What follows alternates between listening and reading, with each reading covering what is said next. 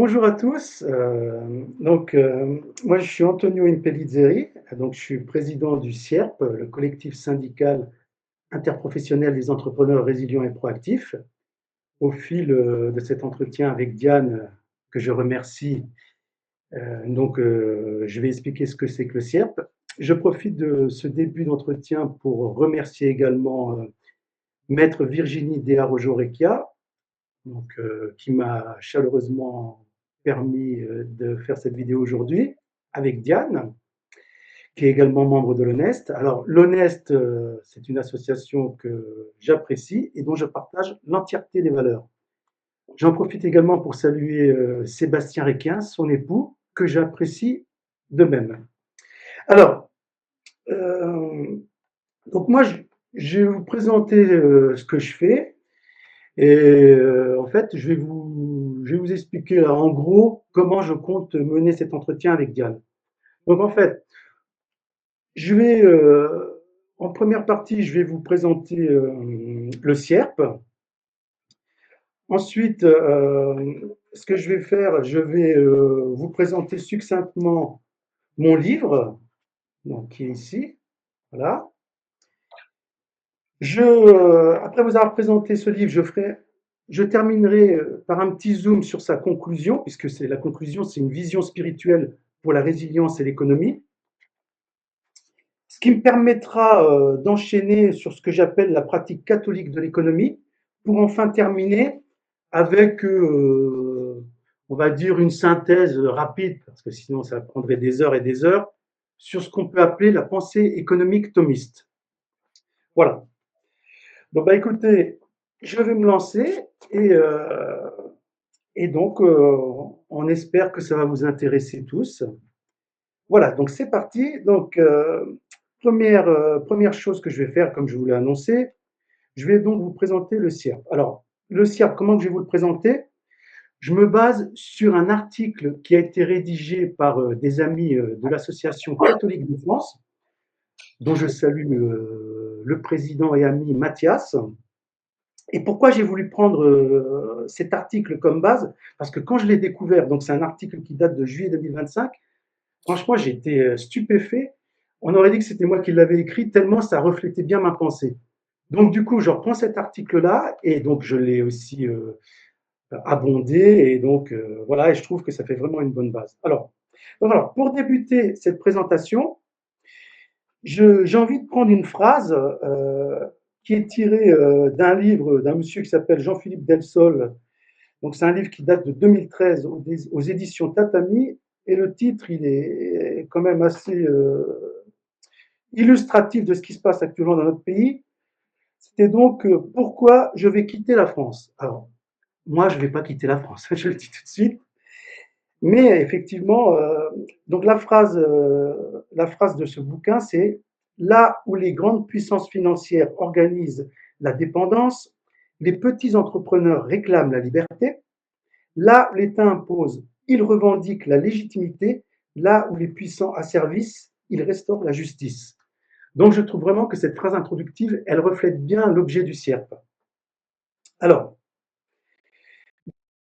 dans une époque marquée des pouvoirs économiques, la mise au pas des indépendants et la financiarisation de la vie sociale, le CIERP, le collectif syndical interprofessionnel des entrepreneurs résilients et proactifs, émerge comme une figure de résistance enracinée, unie par une vision claire: restaurer l'économie réelle fondée sur le travail, l'honneur, la responsabilité et la liberté.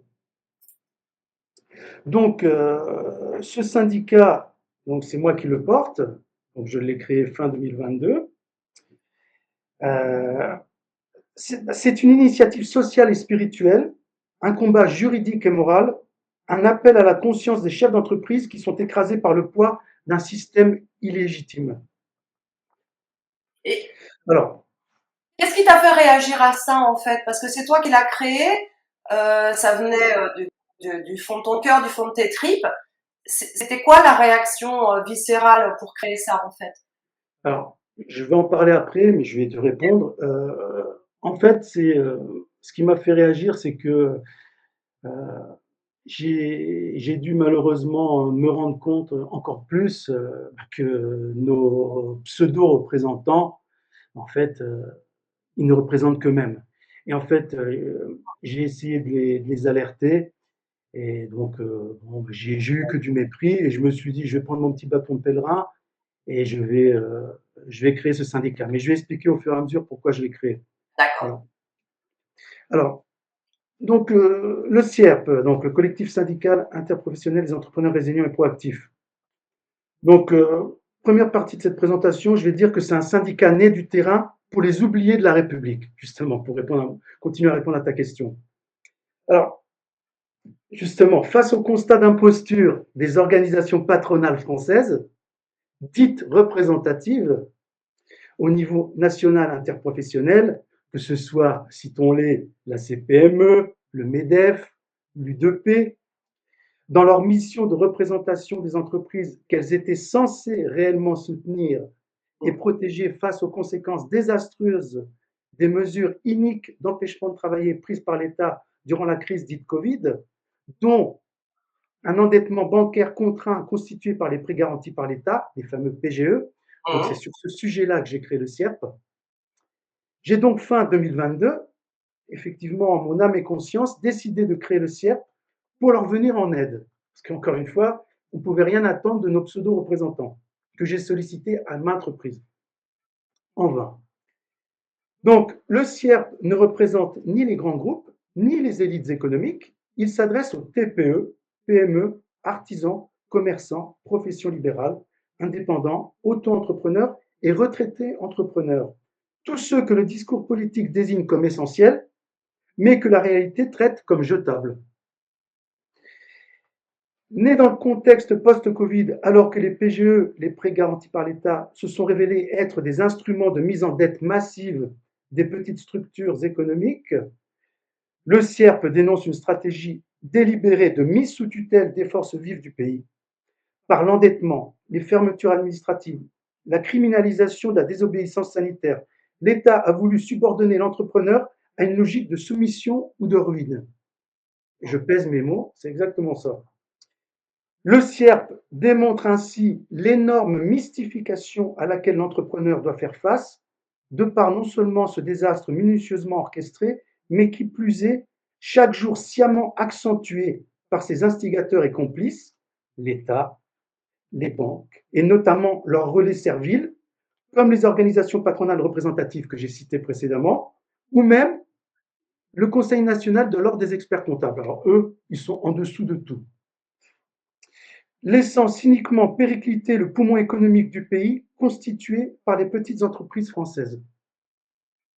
Alors, ce constat, aussi ubuesque qu'effrayant, s'explique par le fait que le maintien des rentes de situation des mystificateurs que je viens de citer prime sur le bien commun et l'intérêt supérieur du pays. Voilà la raison.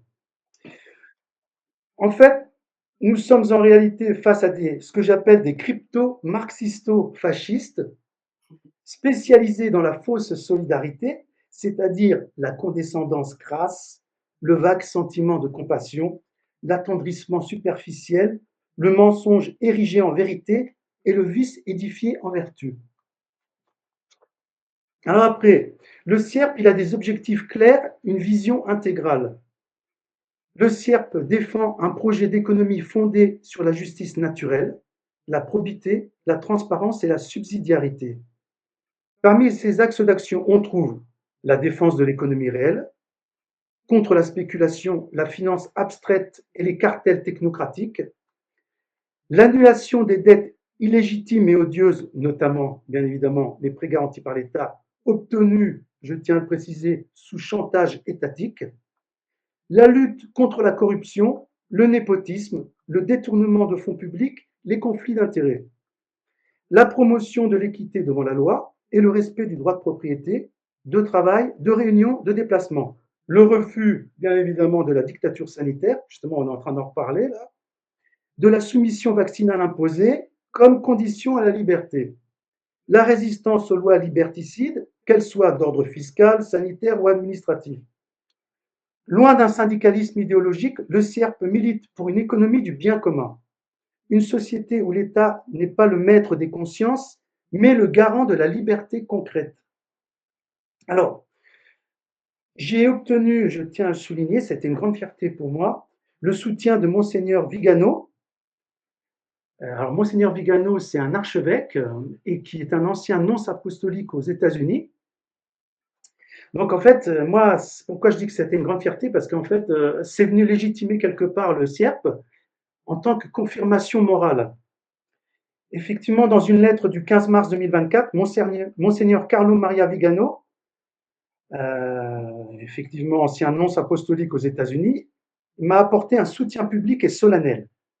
Il a salué, je reprends ces mots, mon courage, a dénoncé les PGE comme des instruments d'asservissement et il a vu dans le CIERP un exemple de fidélité à la doctrine sociale catholique. Monseigneur Vigano dénonce sans détour l'orchestration mondiale de la destruction des PME par les élites du Forum économique mondial, au profit d'un modèle de société fondé sur la dépendance numérique, l'économie centralisée et l'effacement des classes moyennes. C'est exactement ça. Avec le PGE, ça a été un bel outil pour ça. Mais on continue à se battre, bien évidemment. Alors, Monseigneur Vigano, il a appelé les entrepreneurs français à suivre mon exemple. Et ça m'a vraiment touché. À refuser de collaborer avec les structures de péché et à reconstruire une économie enracinée dans la vérité et la justice. Alors, effectivement, le CIERP, c'est un outil de combat spirituel et politique. Parce que le CIERP ne se contente pas de proposer des aides juridiques ou des conseils administratifs, il entend repolitiser la vie économique, c'est-à-dire rendre à l'entreprise sa dimension éthique, sociale, humaine. Le CIERP affirme hautement que le droit naturel, les lois de l'ordre moral, la dignité du travailleur et de l'entrepreneur priment sur les logiques de soumission numérique, de gestion par la peur et de gouvernance par l'extorsion. C'est en ce sens un acte de dissidence structurée qui refuse à la fois l'anarchisme individualiste et le collectivisme technocratique. Alors le CIERP, c'est quoi également? C'est un syndicat patronal qui œuvre pour une économie libre, juste et chrétienne. Effectivement, le CIERP incarne ce que les papes du XXe siècle ont appelé de leur vœu, à savoir une reconstruction de l'ordre social sur les fondements chrétiens. Il met en œuvre, de manière directe et pragmatique, la doctrine sociale de l'Église, dignité de la personne humaine, subsidiarité et responsabilité, droit à la propriété légitime, primauté du bien commun sur l'intérêt des puissants, refus du matérialisme et de l'exploitation. Et c'est en cela que Catholique de France a souhaité me faire un article vraiment très laudateur. Hein. Je remercie encore Mathias, son président. Donc, puisque effectivement mon combat, le combat du CIERP, rejoint celui des catholiques de France, appelés à résister à l'injustice, non pas dans les slogans, mais dans la création d'initiatives réelles, ancrées, solides et alternatives. Alors, le CIERP, enfin, j'ai envie de dire que c'est également une organisation qui est là pour restaurer l'honneur des entrepreneurs libres. Le CIERP n'est pas une structure protestataire de plus, il est l'une des rares voies cohérentes à articuler défense des droits économiques, souveraineté et enracinement moral. Effectivement, à une époque où la majorité des structures syndicales collaborent avec le pouvoir ou se perdent dans des combats accessoires, le CIERP trace une voie de résistance paisible, structurée et argumentée. Pour les catholiques, le CIERP représente un point d'appui concret pour défendre la justice dans le monde du travail, protéger les faibles, honorer ceux qui créent, construisent, emploient et produisent. Et cela sans jamais séparer la liberté économique de la loi morale. Alors voilà, donc ça c'était pour la présentation du CIERP. Donc je vais enchaîner, si tu le permets, Diane, sur la présentation du livre. Alors le livre, c'est un livre que j'ai écrit en 2024. Donc le titre, c'est donc Sauvons les TPE-PME du PGE de Caen, enfin la victoire du droit sur la finance. Alors c'est un livre que j'ai écrit avec Monsieur Arnaud Upinski, qui a été mon préfacier. Alors pour ceux qui ne connaissent pas Monsieur Upinski, C'est un grand intellectuel français. Alors, c'est un scientifique, en même temps un philosophe, c'est un linguiste. D'ailleurs, à ce sujet-là, ça ferait longtemps, je considère que je ne suis pas le seul à le penser, que ça fait longtemps qu'il devrait être membre de l'Académie française. Alors, j'espère qu'il sera exaucé bientôt. Et donc, c'est également, parmi ses innombrables titres et qualités, c'est également le faire-valoir d'un prix Nobel d'économie, euh, puisqu'il est président de l'ERAMA, qui est une association qui met en avant les apports en économie de Maurice Allais, qui est ce prix Nobel d'économie. Alors, donc, en fait, dans ce livre, je montre les ressorts de l'opération PGE, les prêts garantis par l'État, plutôt on va dire les prêts prétendument garantis par l'État, en allant vraiment jusqu'au bout de la vérité. Ça, c'est très important. C'est ce qu'on peut reprocher à beaucoup de prétendus résistants ou prétendus dissidents qui vont pas jusqu'au bout de la vérité. Et c'est ça le malheur, le drame, puisque moi je considère, je pense que tu vas être d'accord avec moi, Diane, c'est que pour réussir à atteindre un objectif, comme l'a dit le Christ, la vérité nous rendra libres. Et il faut vraiment aller jusqu'au bout de la vérité, parce que il faut vraiment énoncer la vérité dans toute sa plénitude. Et moi, je considère que tout le monde doit en être le véhicule. Il n'y a que comme ça on peut atteindre nos objectifs. En fait, ce que tu as fait là, c'est que tu as décortiqué jusqu'au bout un plan qui était présenté comme voulant sauver les entreprises, alors même que c'était fait pour les tuer. Donc, tu as démontré que ce qu'il disait être, en fait, c'était purement l'inverse. Et, Tout à fait.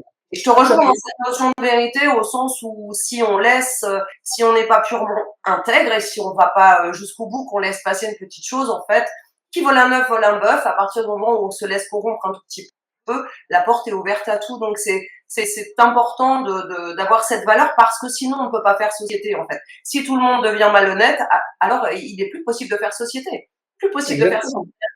société. Exactement.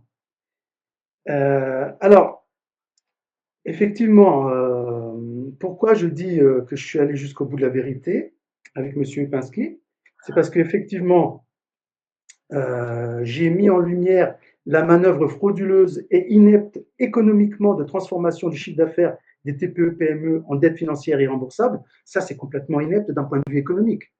Même un première année de CAP comptabilité, il va comprendre qu'on ne peut pas remplacer du chiffre d'affaires par de la dette. C'est pas possible. Mais faut croire que nos chers dirigeants, malgré qu'ils aient fait l'école nationale d'administration, donc une école prestigieuse, hein, bah, ils sont même pas capables de comprendre ça. Mais bon, j'ai envie de dire que ils le comprennent quand même. Et Je pense, voilà, c'est ça. L'erreur, voilà. c'est une excuse un peu trop facile à laquelle on ne croit plus. Ben voilà, on les fait passer pour des gens qui sont incompétents, mais ce qu'il faut préciser, ils sont incompétents pour faire le bien. Mais par contre, ils sont hyper compétents pour faire le mal. Voilà. Ça, voilà où est leur compétence. Alors, ce livre, il met en exergue l'orchestration de la finance étatique. Alors, qu'est-ce que c'est que la finance étatique? C'est l'État au service des banques et des grands groupes, et les banques et les grands groupes au service de l'État. Donc, cette finance étatique, elle a abusé de la faiblesse des TPE-PME très durement entravées et fragilisées pendant la crise dite Covid, ce que moi j'appelle ça l'opération Covid, afin d'hâter le transfert des richesses des classes moyennes vers les plus aisés. On en est là. Donc ce livre dénonce également l'opacité, l'hypocrisie et le visage hideux du monde bancaire, choyé par l'État, mais aussi la violation par ce dernier, donc l'État, du principe d'égalité devant la loi en accordant des effacements énormes de PGE, plus de 100 millions d'euros, discriminatoires et illégaux aux seules grosses entreprises, excluant de fait toutes les TPE, PME, pourtant poumons économiques du pays. Alors, d'ailleurs, sachez que là, il y a, par le biais de mon entreprise, avec l'appui du CIERP, donc j'ai lancé une procédure devant le Conseil d'État pour justement violation du principe d'égalité devant la loi, puisqu'il faut savoir, comme je l'ai dit, qu'il y a des grosses sociétés, et uniquement les grosses sociétés, qui se sont vues effacer leur dette PGE. Certaines, je vais en citer une emblématique, la société Latécoère, qui est une société aéronautique de Toulouse, qui est détenue par un fonds d'investissement américain qui se trouve dans un paradis fiscal. Alors, cette grosse boîte, elle s'est fait effacer en catimini plus de 100 millions d'euros de PGE. Et nous, les petits entrepreneurs, ben nous, on nous méprise et on nous abandonne à notre triste sort. Donc, j'ai déposé, donc encore une fois, un recours devant le Conseil d'État pour violation du principe d'égalité devant la loi. Voilà. Et justement, je profite Il en est où ton cours du coup? Tu l'as déposé quand? Il en est où? Tu auras une réponse quand? Alors bon, là, il a été déposé en... Alors, il a été déposé quand? Il a été déposé en, si j'ai bonne mémoire, en mai 2025, donc c'est récent. D'accord. Et quel est le délai dans lequel ils doivent répondre? Bah, écoutez, là, le délai, bah, ça c'est, ça, je peux pas dire. En général, le Conseil d'État, ça va plus vite que les recours qui sont déposés devant les tribunaux administratifs. Je l'espère. Avant la fin de l'année, on va peut-être avoir peut-être la signification d'une première date d'audience, parce que pour l'instant, on n'a même pas de date d'audience, rien du tout. Hein. Alors, j'ai quand même bon espoir parce que bon, il reste quand même des magistrats et des serviteurs de l'État qui servent l'État dans le sens où ils doivent servir la population. Et je me dis que peut-être ils vont être sensibles à nos arguments, qui sont des arguments de bon sens. D'autant plus que là, faut savoir que avec nos avocats, on a déposé en plus une question écrite qui avait été déposée par le très regretté et admirable regretté député Olivier Marleix, justement, qui a été le seul député qui avait osé dénoncer cette inégalité scandaleuse de traitement. Et en fait, il avait déposé cette question en, bah, également en mai 2025. Donc c'est pour ça qu'on l'a joint tout de suite à notre recours. Et en fait, Monsieur Olivier Marleix, comme tout le monde sait, malheureusement, il a été retrouvé mort, suicidé, entre guillemets, en juillet 2025. Et donc, je voudrais lui dédier ce livre. Et il avait déposé cette question après qu'il ait lu mon livre que je lui avais offert. Donc là, je lui rends hommage encore et vraiment, ça serait vraiment bien que tous les députés prennent son exemple. Parti. Alors, pour terminer, euh, je voudrais dire que, pour reparler de mon préfacier Arnaud Upinski, euh, donc avec son appui, on explique le parcours initiatique nécessaire pour résister concrètement à l'oppression et à l'injustice en révélant une méthode de blocage légal des remboursements PGE dans l'attente de la solution politique sur laquelle je travaille d'arrache-pied depuis 3 ans. Donc effectivement, il y a ce recours devant le Conseil d'État. J'ai également déposé un recours devant le tribunal administratif. J'ai également déposé donc un recours contre ma banque octroyeuse PGE. Ça fait maintenant presque 3 ans. Donc là, c'était devant le tribunal de commerce. Et donc là, je suis très confiant parce que effectivement, là, il y a eu une audience très récemment. Et donc avec nos avocats, donc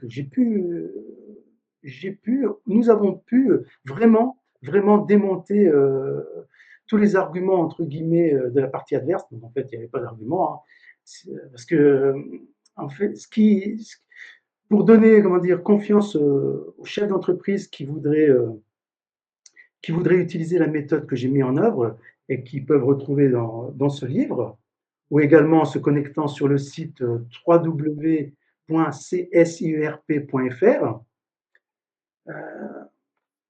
Je pense que vraiment, ils peuvent être confiants parce que moi, ce que j'ai remarqué, là, ça fait quand même maintenant 3 ans que je suis sur ce dossier-là, et suite à la dernière audience qu'il y a eu au tribunal de commerce de Nancy, vraiment, on a vraiment littéralement démonté la partie adverse puisque on s'est rendu compte que vraiment, il y avait vraiment une totale vacuité dans leurs arguments.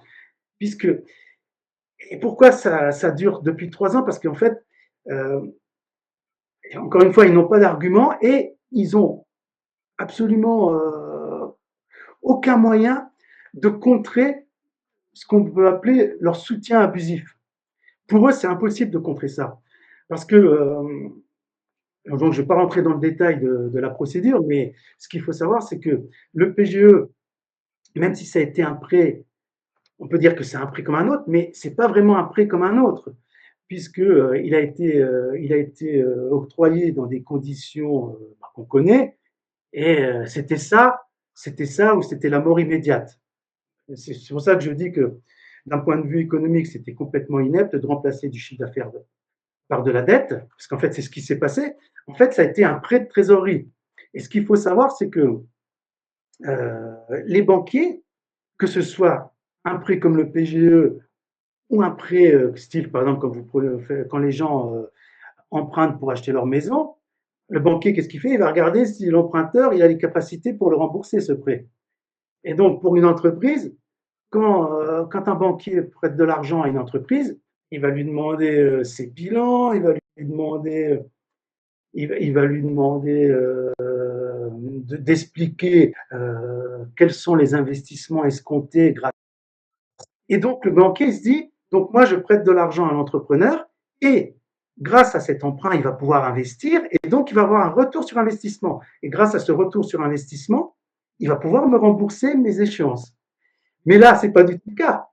Parce que, encore une fois, en, dès les premières semaines des confinements, donc les confinements, ils ont commencé en mars 2020.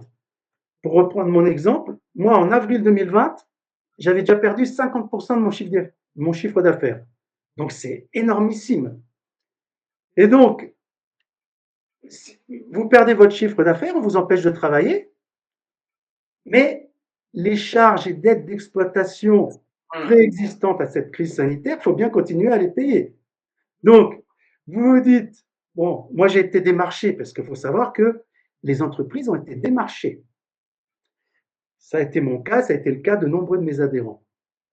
Et donc, voilà, pour faire simple, j'ai ma banquière qui m'a appelé, et puis elle m'a dit, voilà, Antonio, il faut que vous preniez ce prêt, parce que sinon, vous allez mettre la clé sous la porte. Et donc, moi, j'ai rien demandé, hein. On est venu me démarcher.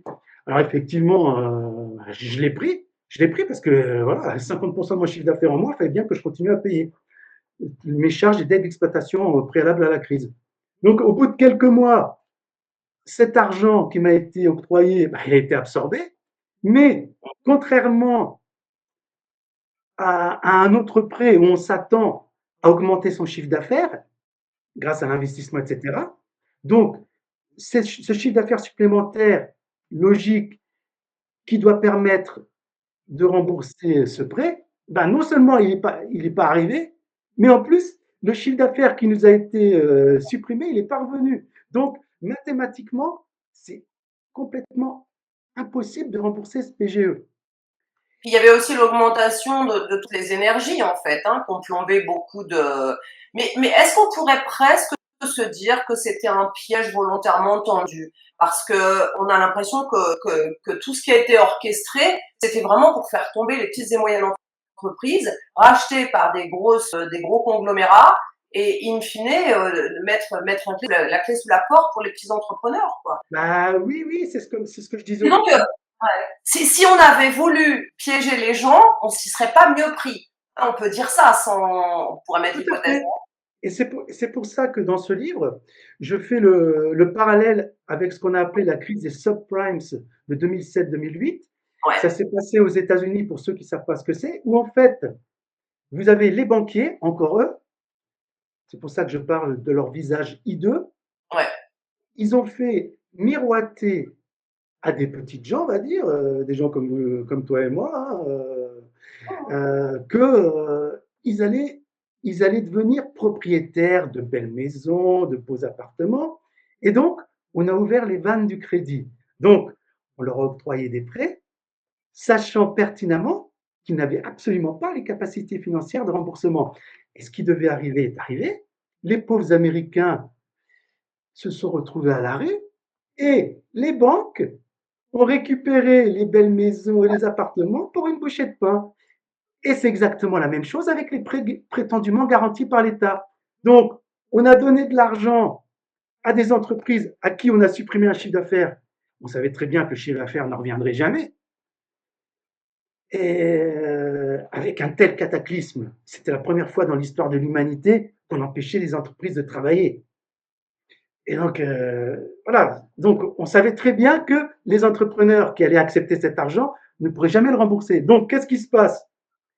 On s'est dit, ben, les pauvres petits patrons, ceux qu'on méprise, hein, ceux que nos pseudo-représentants, MEDEF, CPME, euh, tous ces pseudo-représentants, tous ces gens qui nous méprisent, hein, ils le savaient très bien. Hein. Donc, ils ont laissé faire sciemment. Hein. Voilà. C'est machiavélique, en fait. Et quand je les contacte, ils me méprisent. Hein, et puis même pour certains, ils me bloquent. Ils me Ouais, bloquent. Voilà, voilà. Donc, ce sont des lâches et des pleutres. Voilà. Je leur ai demandé plusieurs fois de me recevoir hein, pour leur démontrer, tiens justement, ça il fallait que j'en parle aussi, parce que, alors tout le monde ne le sait pas, parce que moi au départ, bon, je ne me suis pas vraiment présenté. Bon, au départ, j'ai une formation d'expert comptable, puis j'ai travaillé pendant de nombreuses années à des postes de direction. Actuellement, je suis chef d'entreprise dans les services d'aide à domicile. J'ai été également directeur financier dans un grand centre hospitalier. J'étais directeur d'EHPAD. J'ai fait pas mal de choses. J'ai également été prof d'économie et de gestion.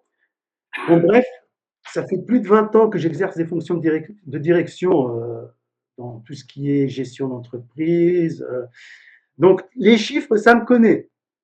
c'est ça. Et donc, bah, j'ai fait le boulot que nos chers ministres devraient faire, ou nos chers experts comptables devraient faire.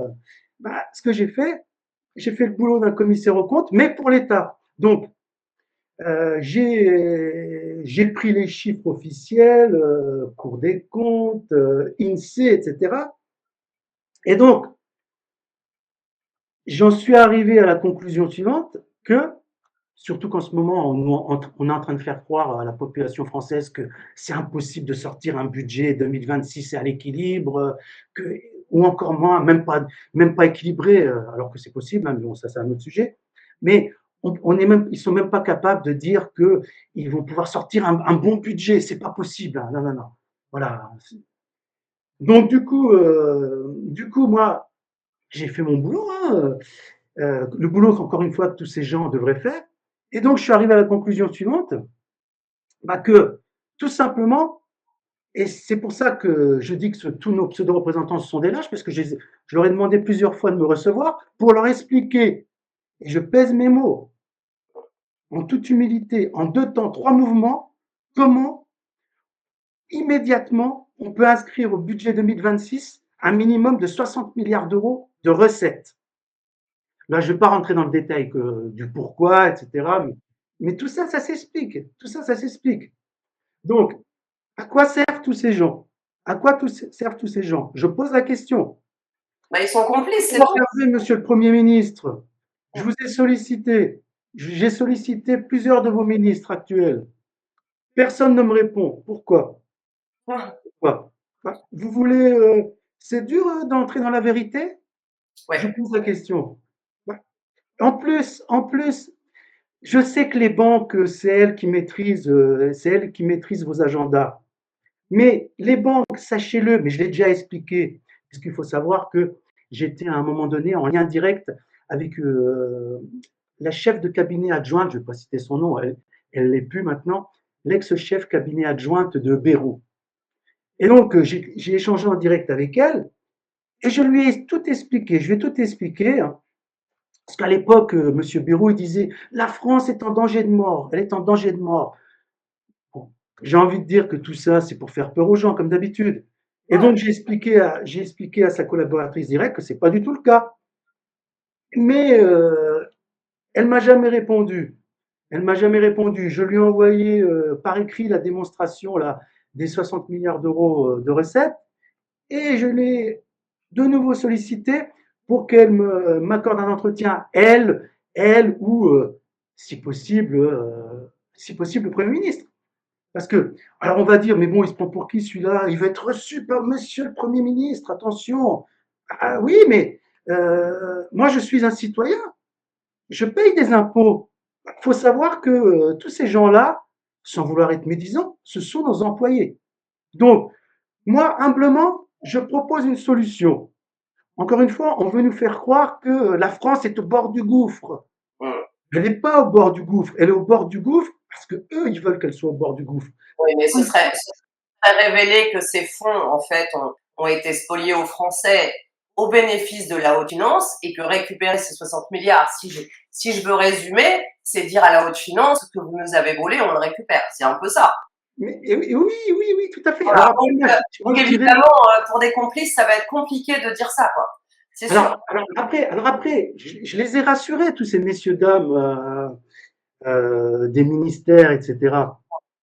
Puisque, et ça, il faut savoir que je travaille avec des avocats spécialisés en droit des affaires, en finance, euh, et donc, grâce à eux, hein, puisqu'on est vraiment une équipe, hein, et ben, j'ai expliqué à mesdames et messieurs, quoi, non, non, c'est plus des dames, hein, parce que je parlais que des premiers ministres, à messieurs les premiers ministres successifs, hein, dont le dernier, monsieur Le Cornu, que si jamais ils ont peur de froisser leur maître de la, alors j'appellerais pas ça la haute finance, j'appellerais ça plutôt la basse finance. Alors, s'ils ont peur de froisser leur maître de la basse finance, ben, je tiens à les rassurer. Puis d'ailleurs, les banquiers, ils le savent déjà ce que je vais dire. Mm. Avec cette opération PGE, ils ont déjà récupéré depuis très longtemps leur mise, minimum 2 fois. Alors j'explique rapidement pourquoi. Parce qu'en fait, ce qu'il faut savoir, c'est que la loi a été excellemment bien faite pour ces mesdames et messieurs les banquiers. Pourquoi? Parce qu'en fait, dès l'instant que le pauvre petit patron ne peut plus rembourser ne serait-ce qu'une seule échéance de son PGE, c'était écrit dans la loi, la banque, elle a le droit de toucher 90% du montant du PGE. C'est la fameuse garantie de l'État, prêt garanti par l'État. Donc c'est vrai que c'était alléchant, prêt garanti par l'État. Donc même moi, qui ai une formation d'expert comptable et qui ai l'expérience que je vous ai indiquée, quelque part, je me suis fait avoir, quoi, quelque part. Et c'est pour ça que j'appelle ça un PGE de con. On nous a pris pour des cons et on nous prend pour des cons en permanence. Mais contrairement, malheureusement, à beaucoup de gens, bah nous, les vrais résistants, les personnes qui œuvrent vraiment pour le bien commun, notre cerveau, il est pas endommagé. Et donc, on a compris, malheureusement trop tard, mais mieux vaut tard que jamais, qu'on s'est fait avoir. Et donc, ce que je voudrais dire, c'est que les banquiers, pourquoi ils ont récupéré 2 fois leur mise? Donc la première fois, donc je viens de le dire, donc je le répète, au premier défaut de paiement, ils touchent 90% du montant du PGE. Et deuxièmement, eh ben, ils utilisent des techniques qui font partie de ce qu'on appelle le shadow banking. Alors, c'est en anglais. En français, on appelle ça la finance cachée ou la finance de l'ombre. Donc, c'est des techniques financières où les banques, elles vendent par paquet leurs prêts. C'est pas seulement les PGE, hein. Même, il faut savoir que même les prêts immobiliers, ils sont vendus par paquet sur les marchés financiers. Et à la rigueur, bon, ça, ce que je vais dire, ça pourrait être une bombe, mais bon, il faudrait que les Français soient un peu courageux. Comme les PGE, il faut savoir que les banquiers, quand ils vendent leurs prêts sur les marchés financiers, eh ben, en fait, ils sont plus propriétaires de la créance. Et donc, quelque part, on n'a plus à les rembourser. Il faut le savoir, ça. Donc, dans le cas des PGE, ils ont vendu nos prêts sur les marchés financiers et donc ils sont plus propriétaires de la créance. Et donc, qu'est-ce que ça veut dire vendre les prêts sur les marchés financiers? C'est-à-dire que c'est la Banque centrale qui a crédité leur compte du montant des PGE. Alors aussi, ce qu'il faut savoir, c'est que quand ils vendent les prêts, ils les vendent par paquet, je le répète, mais de façon anonyme. Donc, il est impossible de savoir, quels, quels sont les prix qui ont été vendus. Et c'est pour ça que les banquiers, ils sont dans l'extrême difficulté. C'est pour ça que j'ai très bon espoir de gagner mon procès. face à ma banque, puisqu'ils sont pas capables de prouver, qu'ils ont vendu le prêt. Parce que nous, on leur demande de nous prouver qu'ils sont encore titulaires de la créance, et, euh, et ils s'y refusent. Ils s'y refusent parce que, tout simplement, comme ils vendent tout par masse, ils sont incapables de dire, Mais dites-moi. j'ai une petite question. Si en fait l'État rembourse 90% du prêt, pourquoi la banque va-t-elle relancer ensuite l'entrepreneur vu qu'elle a été remboursée à 90% et quasiment 100% du prêt? Bah, on Ben, ça veut connaît dire qu'elle s'est remboursée deux fois, en admettant. Elle le vend sur le marché une fois, elle est remboursée par l'État, et ensuite elle va demander à l'entrepreneur. Donc il y a quelque chose qui ne va pas. Alors justement, c'est là où réside la malignité, Ouais. la cupidité de nos amis, entre guillemets, banquiers, puisque, encore une fois, la loi a été faite pour eux, parce que, je le répète, ils ont touché une première fois les Mm. 90% du montant du prêt. Mais, donc, pour toucher ça définitivement, ils l'ont bien sur leur compte. Mais pour que ça devienne officiel, il faut qu'ils utilisent toutes les voies de recours, épuiser toutes les voies de recours pour avoir cet argent officiellement. Et qu'est-ce que c'est toutes les voies de recours et les épuiser? Ben, c'est tout simplement aller jusqu'à conduire l'entreprise vers la liquidation judiciaire. Et une fois que l'entreprise elle est liquidée, officiellement, ils peuvent garder l'argent. C'est tout simplement scandaleux. C'est horrible comme pratique. Donc c'est Donc pour ça. il y avait bien préméditation à supprimer les entreprises, en fait. Ah oui, oui, bien sûr. Et c'est pour Ouais, ça que nos chers amis les ministres et premiers ministres ne me répondent jamais. Pareil ouais, pour ouais. le MEDEF, pareil pour la CPME, pareil pour l'ordre des experts comptables, puisqu'ils sont complices. Je pèse mes mots. Vu, vu que, vu que l'État, et c'est ça où réside la malignité, l'État, il a tout intérêt à effacer les PGE, j'en ai pas encore parlé, puisque s'il efface les PGE, il n'a pas à rembourser la garantie. Parce que Mmh. quand on efface, quand il y a un abandon de créance, automatiquement, il y a un abandon de la garantie. Donc, Mmh. l'État a tout intérêt à effacer les PGE, d'où mon calcul où j'arrive à mes 60 milliards de recettes. Donc Ah ouais, c'est ça. ça, je l'ai martelé au Premier ministre, au ministre des Finances. Je le répète, si vous m'écoutez, Monsieur le Premier ministre, je suis sûr que vous le savez. Donc je vous le répète, si vous effacez les PGE, j'ai chiffré ça au moment où on se parle, une trentaine de milliards. Et uniquement les petites entreprises. Hein. Je ne parle même pas des ETI, et encore moins des grandes entreprises. Bon, mais bon, elles ont les capacités de remboursement. Bref. Mais certaines ETI commencent à être dans l'extrême difficulté aussi, il faut le savoir. Mais en tout cas, les petites entreprises, j'ai chiffré ça à une trentaine de milliards. Donc, donc déjà, si vous effacez les PGE, les PGE des petites entreprises, eh ben, vous récupérez les 90% du montant de ces PGE. Vous n'avez pas, pas versé cette garantie aux banques puisqu'elle est effacée automatiquement avec l'abandon des créances. Et encore une fois, je vous rassure, pour vos amis les banquiers, ils ont déjà récupéré au moins 2 fois leur mise. Donc, il faut arrêter de nous prendre pour des imbéciles. Voilà, tout simplement. Donc, recevez-moi, Monsieur le Premier ministre, il n'y a pas de problème, je viendrai tout vous expliquer. Et vous deviendrez un Premier ministre qui rentrera dans l'histoire, plutôt que dans ces poubelles. Parfait.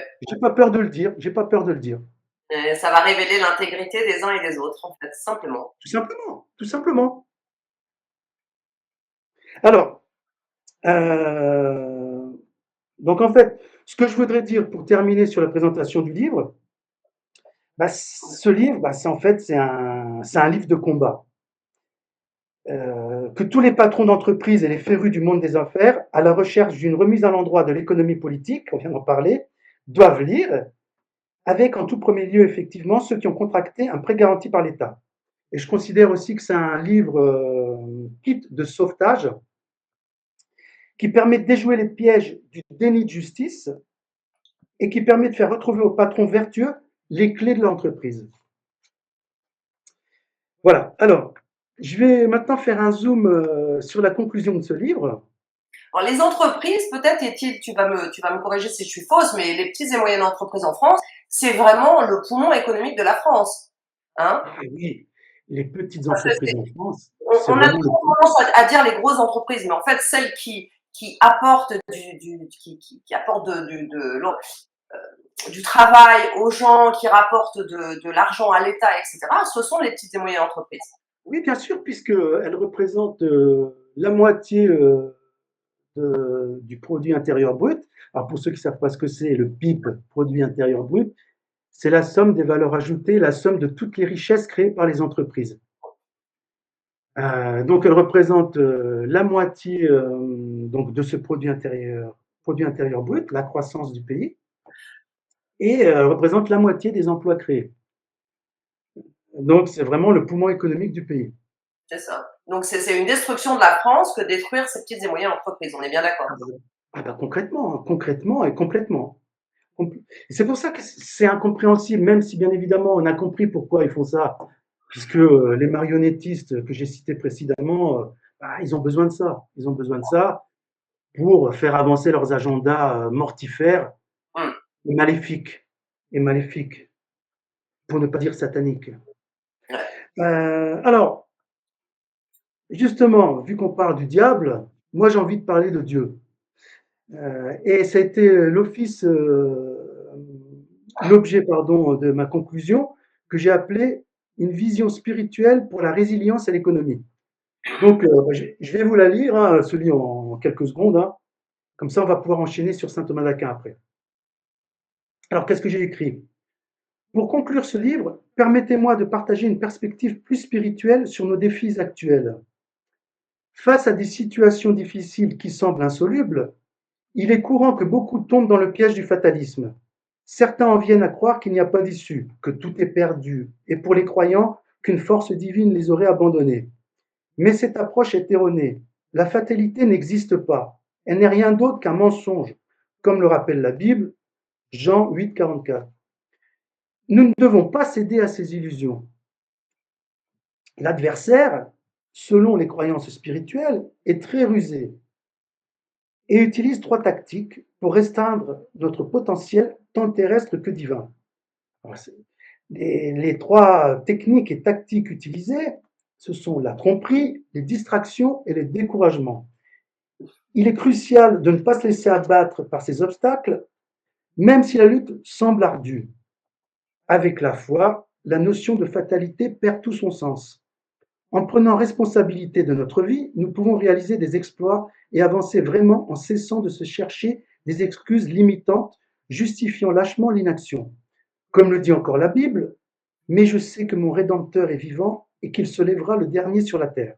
Alors là, c'est Job 19, 25. Dieu n'a pas encore dit son dernier mot. Rien n'est impossible si nous avons confiance en lui. Pour terminer, j'ai écrit que dans le même ordre d'idées, je voudrais exprimer un souhait qui, j'en ai l'intime conviction, ne restera pas dans le domaine du vœu pieux. Atteindre l'objectif noble d'intégrer les idées de l'illustre saint Thomas d'Aquin dans notre droit et notre pratique de l'économie. Un petit clin d'œil à Virginie de Rojorequia par rapport à l'intégration des idées de saint Thomas d'Aquin dans notre droit. Alors moi, mon domaine, c'est plus l'économie. Alors je répète la phrase, atteindre l'objectif noble d'intégrer les idées de l'illustre saint Thomas d'Aquin dans notre droit et notre pratique de l'économie, laquelle, à mon sens, doit être au service exclusif du bien commun. Ça, c'est la clé. Je conclurai en affirmant que la pratique de l'économie doit nécessairement être inspirée par des principes chrétiens et plus spécifiquement catholiques. Que ce soit dans les relations entre employeurs et employés, vendeurs et acheteurs, entreprises et clients, entreprises et concurrents, ou encore entre banques et usagers, il est impératif d'agir avec moralité. Ça, c'est également la clé. Chaque acteur économique doit intégrer le bien-être de l'autre dans ses décisions afin de véritablement contribuer au bien commun. Voilà. Alors là, ça va me permettre d'en venir succinctement à ce que j'appelle la pratique catholique de l'économie. Alors, je vais vous expliquer pour moi qu'est-ce que c'est que la pratique catholique de l'économie. Très rapidement. Donc, je dirais la chose suivante. Au-delà des liens de cause à effet et à travers les obligations et les influences, les faits économiques permettent à tout à chacun de faire librement des choix fondateurs de valeurs diverses. Si ces valeurs, elles sont focalisées sur la dignité de tout homme, elles prennent alors une composante éthique. Et si cette composante éthique est inspirée par la foi, c'est alors à ce moment-là qu'on en rendra réalisable une pratique catholique de l'économie. Donc voilà, je le répète, euh, il y a des faits économiques et donc les faits économiques résultent de nos choix. Qu'est-ce que tu entends par éthique en fait? Et ça veut dire quoi pour toi dans le domaine économique? Est-ce que c'est le respect de tous les acteurs? À ton sens, quelle pourrait être la déontologie à ce niveau-là? Alors justement, ça fait l'objet de ce que je vais dire après, mais je vais Ah, répondre à ok. ta question Non, tout de alors, suite. vas-y, c'est bon, Non, ok. non, mais je vais répondre par une phrase très simple. En fait, c'est ce que j'ai dit un peu dans ma conclusion, mais je vais le redire autrement. Moi, je considère, et là je tiens ça de mon maître à penser, qui est saint Thomas d'Aquin, donc qui est un théologien qu'on appelait le docteur des docteurs, qui a vécu au XIIIe siècle, à l'époque du grand roi Saint-Louis. Et donc, d'ailleurs, saint Thomas d'Aquin, il a été professeur à la Sorbonne, à Paris, il faut le savoir. Il était Et philosophe? donc, pardon? Il était philosophe aussi, quelque part. Oui, bien sûr, c'était un philosophe, hein. Philosophe, psychologue, enfin, beaucoup d'analyse. C'était quelqu'un c'était un savant en fait, hein. Ouais, ouais, c'est ça. C'était un savant, c'était surtout un théologien qui a écrit, qui a analysé la parole du Christ. Mhm. D'ailleurs, il a eu, pour ceux que ça intéresse, une apparition de Jésus lui-même. Et d'ailleurs, je répète ce que Jésus lui a dit. Jésus lui a dit, tu as bien écrit de moi, Thomas. Que veux-tu en échange? Et saint Thomas lui a répondu, rien d'autre que vous, Seigneur. Voilà. Et donc, c'est vrai que quand on apprend ça, on se dit, voilà, si seulement on avait un saint Thomas à la tête du pays. Oui, mais par définition, c'est vrai que ceux qui prennent le pouvoir ne sont pas ceux qui devraient l'avoir, hein. Et ceux Non, non, non. qui en seraient dignes, en fait, ne veulent surtout pas du pouvoir. Ils en ont peur, donc Bah, c'est le système. comme dirait mon ami Arnaud Lipinski, il faut à un moment donné, il va falloir quand même qu'on remplace ceux qui ont l'art de mentir par ceux qui ont le droit de commander. Exactement, tout à fait. Alors, pour terminer, pour répondre à ta question par rapport à l'éthique, Oui. moi je dirais que, en fait, dans tout ce qu'on fait, tout le monde doit poser des actes moraux. Chacun doit, et surtout en matière d'économie, chacun doit poser des actes moraux en prenant en compte l'autre dans son calcul économique. C'est ça la clé. Mm. Si c'est ça, à ça que sert des grands penseurs comme saint Thomas d'Aquin. Parce qu'en fait, moi, le but du CIERP, là les gens commencent à le comprendre, c'est petit à petit à amener une pratique chrétienne de l'économie de façon à moraliser les affaires, de façon à concourir au bonheur, parce que s'il n'y a pas de moralité, il ne peut pas y avoir de bonheur. On le voit, on le voit. Tout ce qui se passe, on voit l'état du pays, on voit l'état des gens, on voit l'état des gens. Quand il y a une société sans Dieu, ça ne peut créer que du malheur et de la désolation. On le voit. Tous ceux qui ne pensent qu'au pouvoir, à la richesse, au final, qu'est-ce que c'est que ça? Ça, c'est du matérialisme. C'est pas ça le plus important. Et donc, si les chefs d'entreprise ils comprennent que c'est normal, c'est normal, on a besoin des chefs d'entreprise, bien évidemment, j'en suis un moi-même, et donc il faut créer de la richesse. Mais ça, on va en parler après si on a le temps. Mais créer de la richesse uniquement pour créer de la richesse, ça, c'est pas bon. C'est ce qu'on appelle la crématistique. Ça a été développé par Aristote. Alors après, saint Thomas d'Aquin, il l'a un petit peu modéré, la position d'Aristote, mais, mais saint Thomas d'Aquin, il est pour la création de richesse. Euh, mais, mais pas seulement créer de la richesse pour créer de la richesse. La richesse, elle doit servir exclusivement au bien commun. Et c'est ça que je veux faire comprendre aux chefs d'entreprise. C'est sûr, c'est un travail de longue haleine, mais on peut y arriver, hein. c'est pas la peine de vouloir absolument absorber les petites entreprises, avoir tout pour soi-même, utiliser des méthodes de concurrence déloyale pour assommer les faibles, etc. Donc ça, c'est pas possible. Donc, des penseurs comme saint Thomas d'Aquin, et puis tous les autres économistes qui l'ont repris, on va en parler, ils sont là pour moraliser les choses, de façon à concourir réellement au bien commun, et pas au malheur comme à notre époque. Et le bien commun, en fait, c'est le bien pour tous, parce que si on a une justice sociale, on a la paix sociale, en fait. S'il y a un accaparement des richesses fait par certains, tandis que les autres rentrent dans la pauvreté, on ne peut pas être dans la paix. Donc, in fine, la vie, la civilisation, la société ne peut se faire qu'en s'appuyant sur des valeurs qui sont morales. Et sans dire de partage égalitaire, mais une juste répartition des richesses. Tout Donc à c'est fait. une évidence, même hors croyance religieuse, c'est une évidence flagrante qu'on voit dans l'histoire en fait. Oui, oui, oui, tu as parfaitement raison.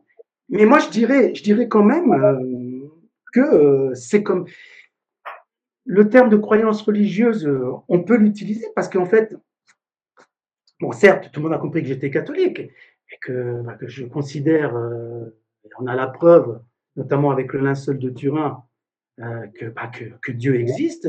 Il nous a laissé une preuve de son existence, notamment avec le fameux linceul de Turin.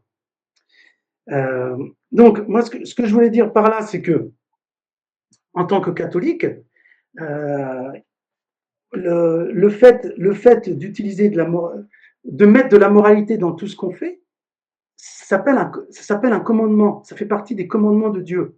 Et justement, ce que les gens ne comprennent pas, c'est que, notamment à partir et surtout à partir de la Révolution française, la Révolution dite française, on a remplacé les commandements de Dieu après 13 siècles de monarchie de droit divin, à partir du 5e siècle et l'an 496 du baptême de Clovis, on a eu quand même 13 siècles de rois, de royauté qui étaient des lieutenants du Christ. Et donc, je prends des exemples.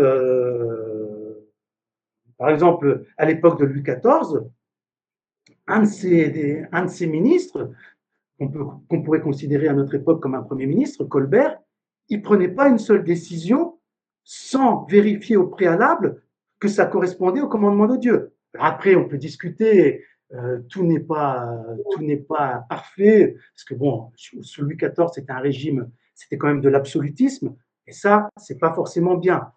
Mais c'était quand même tempéré par le fait que les décisions étaient prises dans la mesure du possible et surtout le plus souvent possible et souvent et bien évidemment plus exclusivement que souvent en fonction des commandements de Dieu. Mmh. Et si je prends aussi si je prends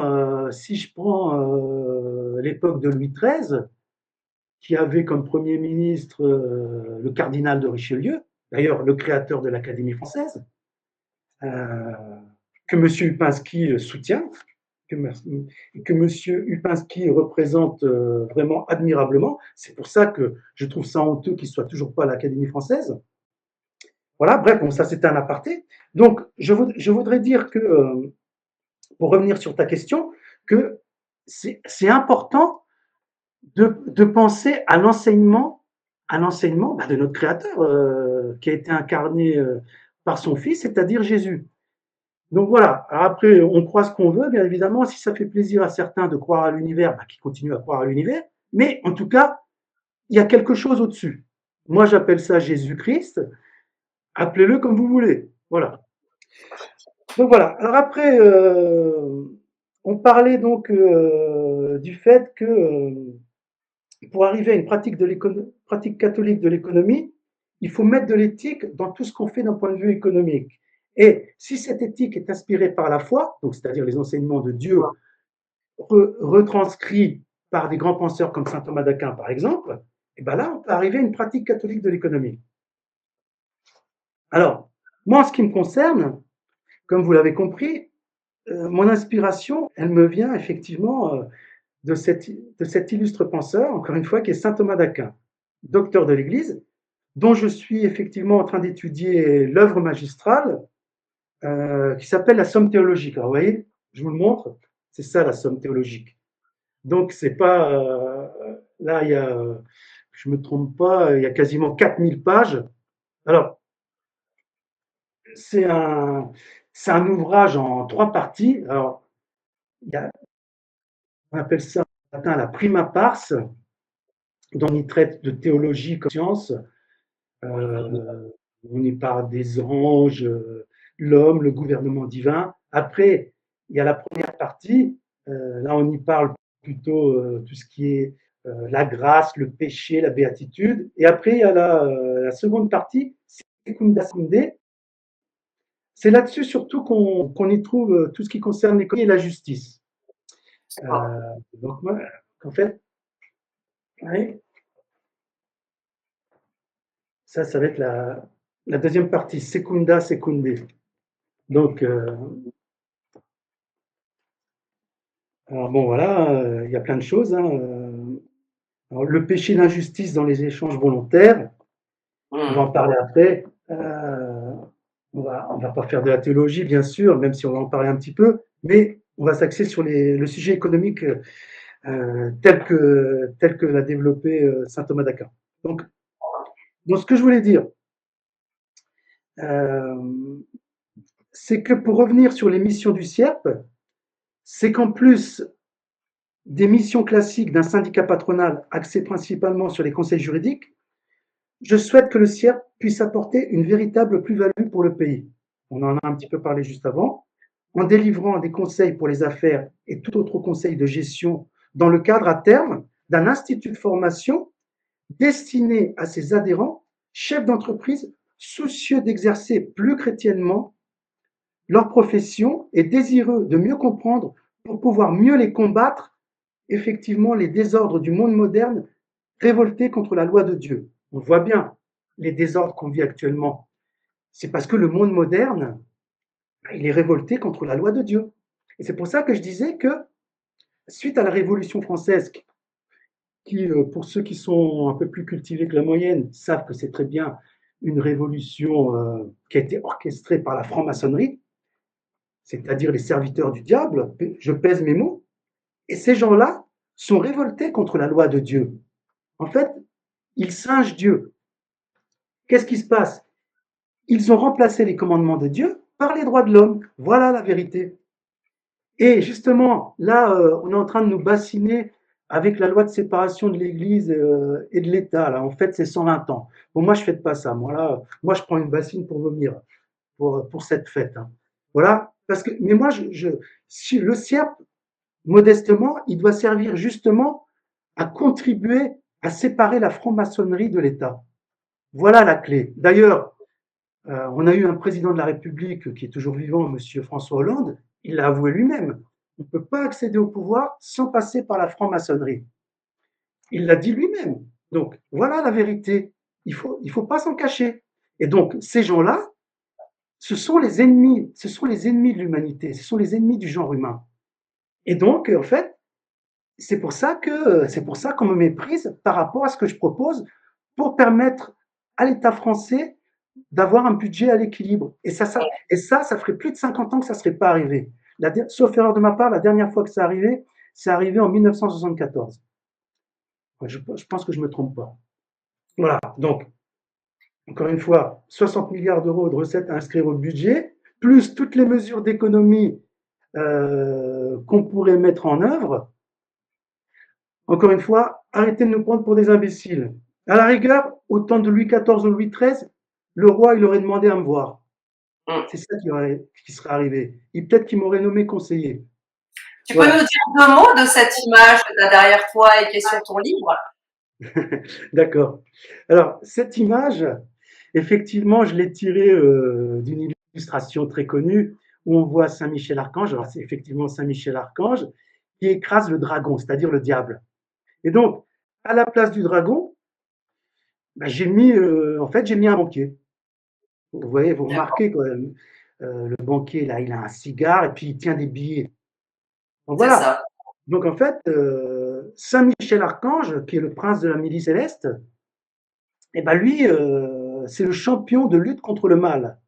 Et le mal, quand j'ai créé donc le CIERP, je l'ai identifié. Ben, le mal, c'est le monde bancaire. C'est pour ça que je parle de visage hideux du monde bancaire. Donc voilà. Et D'accord. encore, quand je dis là que j'écrase la tête, quoi, j'écrase, Saint-Michel Archange écrase la tête d'un banquier, mais en fait, c'est même pas écraser la tête, puisqu'encore une fois, ils ont déjà récupéré 2 fois leur mise. Donc Ah voilà, oui. qu'ils Mmh. fassent preuve de moralité un petit peu et qu'ils pensent à tous les drames collatéraux qu'ils sont en train de générer, les petits patrons qui se suicident, les petits patrons qui divorcent, qui Oui, tombent dans bien sûr. l'alcoolisme, dans la drogue, etc., etc. C'est un drame pour les petits patrons qui n'arrivent plus à rembourser leur PGE. Mmh. Alors qu'encore une fois, les banquiers ils ont déjà récupéré 2 fois leur mise. Réveillez-vous, messieurs les premiers ministres, là, les ministres, vous qui êtes si intelligents. Mmh. Voilà, allez, j'arrête parce que sinon je risque d'être désagréable.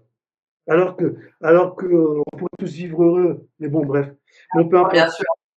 Tiens, justement, tiens, regardez, là, on nous parle des municipales, bientôt là. Alors ça y est, il faut aller voter, hein, voilà. Donc, est-ce que franchement, les gens vont enfin comprendre que le vote ne sert à rien? Je me permets de faire un aparté par rapport à ça. Est-ce que vous allez comprendre que même les maires, ils sont sous la soumission des représentants de la République, c'est-à-dire les préfets? Voilà la vérité. Regardez, imaginons moi que j'ai l'idée saugrenue de me présenter à l'élection présidentielle. Qu'est-ce que je fais? Déjà, est-ce que je vais obtenir les 500 signatures? La Mmh. réponse est non. Même des gars comme François Asselineau qui ont un parti depuis 17 ans, si j'ai bonne mémoire. Moi, je suis dans aucun parti politique, hein, je tiens à le souligner. Hein. Je parle de M. Asselineau comme j'aurais pu parler de n'importe qui d'autre. Voilà. Donc Mmh. lui, même lui, eh ben, la dernière fois, il n'a pas réussi à obtenir les 500 signatures. Donc voilà. Donc en fait, ce qu'il faut que les gens comprennent, et d'ailleurs, tiens, je reparle de M. Hollande, c'est lui qui a décidé justement d'enlever l'anonymat des signatures lors des présidentielles. Pourquoi? Parce que les maires, ils dépendent du pouvoir. Et donc, si on apprend qu'ils ont signé pour tel et tel candidat, imaginons qu'ils signent pour moi, un affreux catholique.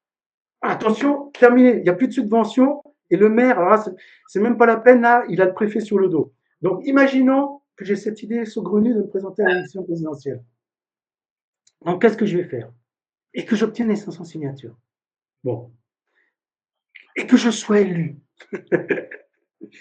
Bon, bref, ça n'arrivera jamais. Bref, donc, qu'est-ce que je fais? Une de mes premières mesures, je supprime, j'efface les dettes de tout le monde. Parce que c'est possible. J'efface la dette de tous les particuliers et de toutes les entreprises. Première mesure que je fais. J'interdis la franc-maçonnerie et la pornographie.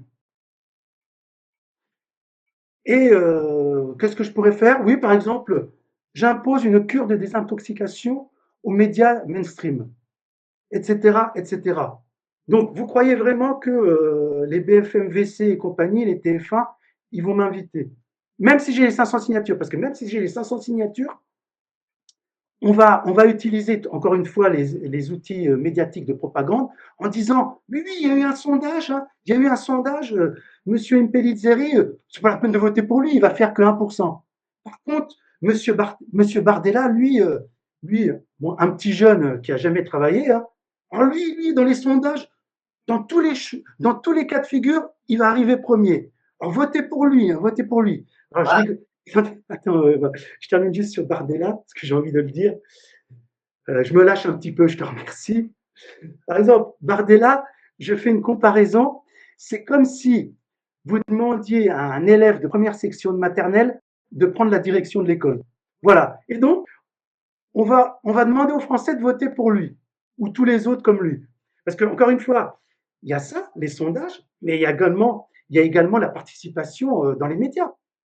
Donc, jamais on inviterait quelqu'un comme moi. Comme par exemple, pour reprendre l'exemple de M. Asselineau, on ne l'invite pas parce qu'il est dangereux. Tous ceux qui passent dans les médias, C'est parce qu'ils sont pas dangereux et parce qu'ils ont été présélectionnés par le pouvoir, par les marionnettistes. Oui, Donc, oui, honte à c'est vous. une Oui, grande c'est organisation. vraiment. Ceci étant, il y a beaucoup maintenant de listes de citoyens qui se mettent en place. Si on veut voter, il y a le municipalisme dont parlait Marc Morisset, et puis des listes citoyennes qui se font et qui tendent à vouloir reprendre en fait l'idée vraiment de démocratie, c'est-à-dire la décision par le peuple. Oui, oui, mais bien évidemment, bon, bah, c'est sûr, le petit village où il y a 40 âmes, Oui, mais ça vous euh, c'est sûr, c'est bien, mais c'est pas là où réside le pouvoir. Il faut pas se cacher derrière son petit doigt. Le pouvoir, il se trouve à l'Élysée. hmm. Il se trouve, c'est là où se trouve le pouvoir. Euh, et c'est pour ça que moi, j'estime que c'est illusoire d'aller voter. Il n'est même pas à l'Élysée, soyons clairs. C'est vraiment la haute finance qui détermine tout. Oui, Quel est oui, le pouvoir aujourd'hui, même des parlementaires, en fait. C'est la haute finance cachée derrière l'Europe, mais ça n'a rien à voir avec, voilà. tu Depuis as qu'on a donné parfaitement, la création monétaire aux banques, c'est fini. On n'a plus de pouvoir. On est bien d'accord. on est bien d'accord, tu as parfaitement raison. Quand je dis le pouvoir se trouve à l'Élysée, c'est dans le cas où vraiment on avait un dirigeant bienveillant qui œuvrait pour la patrie, pour le bien commun. Ouais, ce qui n'a rien Là, à voir. effectivement. Mais là, c'est pas le cas. Là, le pouvoir, bah, c'est les marionnettistes, hein, c'est la basse finance, c'est les banquiers, c'est les banquiers. Voilà. Et toutes les familles, dont je ne citerai pas le nom, mais tout le monde les connaît, hein, bah, qui tirent les ficelles. Voilà. Et qui présélectionnent les candidats, comme Hmm. les premières sections de maternelle que j'ai citées. Voilà. Et puis qui vont continuer le désastre. Et et des gens comme moi ou d'autres, bah, nous, bah, nous sommes des idiots. Nous sommes des idiots et nous On ne est méritons que du bien mépris. on est en rond, pas idiot. Pardon. Justement. Justement, c'est parce que tu n'es pas idiot que tu es un empêcheur de tourner en rond. On les dérange un petit peu. Bref, peu importe, mais il faut continuer, et, coûte que coûte, et à un moment donné, on obtiendra un gain de cause, et les gens qui nous oppriment, qui tentent de nous opprimer, parce que moi, c'est pas le cas, hein, plus on m'opprime et plus je deviens combatif, bah, toutes ces personnes-là, bah, elles termineront bah, dans les poubelles, hein, dans les poubelles. Hein. D'ailleurs, l'Assemblée nationale, à quelques exceptions près, bah, en fait, qu'est-ce que c'est? C'est une déchetterie. C'est une déchetterie, l'Assemblée nationale. Tout simplement, quoi, n'ayons pas peur des mots. Bon, bref, alors, donc je continue. Alors, je disais que sur de très nombreux thèmes qui sont développés par saint Thomas d'Aquin, le CIERP va s'attacher, quand je dis va s'attacher, il va falloir qu'il se développe, hein, à faire en sorte que ses adhérents s'approprient progressivement tous les grands principes chrétiens d'économie qui sont explicités justement par le docteur des docteurs de l'Église, le grand saint Thomas d'Aquin. Par exemple, ceux ayant trait à la spéculation et au profit facile, au juste prix, à la juste concurrence. Je considère que l'étude et surtout l'appropriation de ces grands principes est cruciale pour permettre à la politique du bien commun de prendre vraiment le pas sur le système économique actuel, qui est en fait une tyrannie, la loi du plus fort et du plus vicieux. Voilà ce que c'est que le système économique actuel. Saint Thomas d'Aquin nous aide ainsi à nous poser les bonnes questions afin de nous permettre de remédier à cette situation conformément aux enseignements du Christ. Par exemple, est-il licite à chacun d'user de ses biens comme il l'entend? Est-il licite de vendre et acheter à n'importe quel prix et de s'enrichir par la spéculation et l'usure? Ou encore, tous les biens doivent-ils appartenir à l'État? Etc., etc. On va pas tout développer parce que sinon on en aurait pour 3 heures. Et encore 3 heures, je suis gentil. Bon, je pense qu'on l'aura compris. Le CIERP se veut modestement et humblement de devenir un des vecteurs du renouveau de la foi, car d'une part, une économie chrétienne participe sans conteste au retour et à la conservation de cette foi, et d'autre part, coopère à la pénitence que Dieu nous réclame pour changer le monde. Parce que c'est ça qu'il faut que les gens comprennent. Si on veut changer le monde, il faut déjà se regarder intérieurement et faire preuve de pénitence, d'où le suivi scrupuleux des commandements de Dieu. Donc, parce que si on se regarde intérieurement et qu'on se dit, ah oui, mais là, c'est pas bien, je mens, c'est pas bien, j'écrase mon prochain. Moi, le gros entrepreneur, c'est pas bien, j'écrase le petit entrepreneur, je lui pique son marché, etc., etc. Vous croyez que c'est bien ça? Eh ben non. Donc, si vous voulez agir de façon morale et agir selon de façon chrétienne, de façon à contribuer réellement au bonheur et au bien commun, eh ben, vous devez suivre les commandements de notre Créateur et faire de preuve de moralité et réfléchir à son comportement. Voilà. Parce qu'à un moment donné, tout le monde sera jugé. Tout le monde sera jugé. Et après, il sera trop tard. Il sera trop tard. Donc, si vous avez envie de vous retrouver avec Macron, c'est-à-dire en enfer, eh ben, ne changez pas. Par contre, si vous avez envie de vous retrouver au paradis, peut-être quand même commencer par le purgatoire pour vous purifier. Alors, il y en a certains qui vont aller directement au paradis, mais la majorité vont quand même d'abord passer par le purgatoire. Mais c'est possible d'éviter l'enfer. Donc, si vous ne voulez pas vous retrouver avec celui qui vous opprime et qui est en train de tout détruire, donc je cite Monsieur Macron, il peut encore lui-même aussi, hein, il peut se repentir. Hein. Mais pour l'instant, ce n'est pas le cas. Donc, pour l'instant, il a des fortes chances de se retrouver en enfer. Donc, encore une fois, mesdames et messieurs les chefs d'entreprise, si vous ne voulez pas vous retrouver avec M. Macron en enfer, écoutez, changez vos pratiques. Tiens, justement, je lance un appel par le biais de la chaîne de Virginie. Donc, j'ai dit tout à l'heure que j'ai lancé une procédure devant le Conseil d'État pour violation du principe d'égalité devant la loi. Donc tout le monde a compris qu'il y a des grosses boîtes qui sont venues effacer plusieurs centaines, pas plusieurs centaines, mais plus de 100 millions d'euros pour certaines grosses entreprises au niveau de leurs prêts garantis par l'État. Et nous, les petites entreprises, on ne veut pas nous l'effacer. Alors qu'encore une fois, si on le faisait, je ne reviens pas dessus, l'État pourrait présenter un budget équilibré. Et voilà, et on sort de tous les problèmes. Donc du coup, moi, l'appel que j'ai envie de lancer, mais ça, on ne m'invitera jamais à la télé par rapport à cet appel-là, parce que sinon, on va froisser les maîtres, hein, les marionnettistes. Je vais le faire ici sur cette chaîne. Si vous avez du courage et que vous avez envie de changer, mesdames et messieurs les chefs d'entreprise, et plaire à votre créateur, eh ben, moi, je vous invite à me contacter sur www.csierp.fr et je vous expliquerai, je vous donnerai même mon portable après s'il faut, hein, mais en tout cas, sur le site, vous avez l'explication de comment faire pour demander officiellement à sa banque un abandon de créance. Il y a un modèle de courrier qui existe sur le site du CIRP. Et alors après, il ne s'agit pas de faire du rentre-dedans à votre banquier. Après, je peux comprendre que vous ayez peur d'affronter votre banquier, hein, même si, bon, moi, je ne suis pas un surhomme, je l'ai fait, et de nombreux adhérents l'ont fait. Puis encore une fois, même si ça prend du temps, je suis hyper confiant. Bon, après, voilà, je peux pas dire que je ne peux pas être sûr à 100%. Mais sincèrement, à 99,99%, je vais gagner. C'est pas possible autrement. Et en quoi c'est important que vous soyez nombreux, en fait? Est-ce que le nombre permettra Bah oui, de force? bah oui, c'est ça le but. Parce qu'en fait, vous prenez le modèle de courrier du CIRP qui demande officiellement à son banquier d'abandonner la créance, hein, Ouais. et après, et vous envoyez au syndicat, hein, donc www.csirp.fr, Ouais. la copie de votre lettre.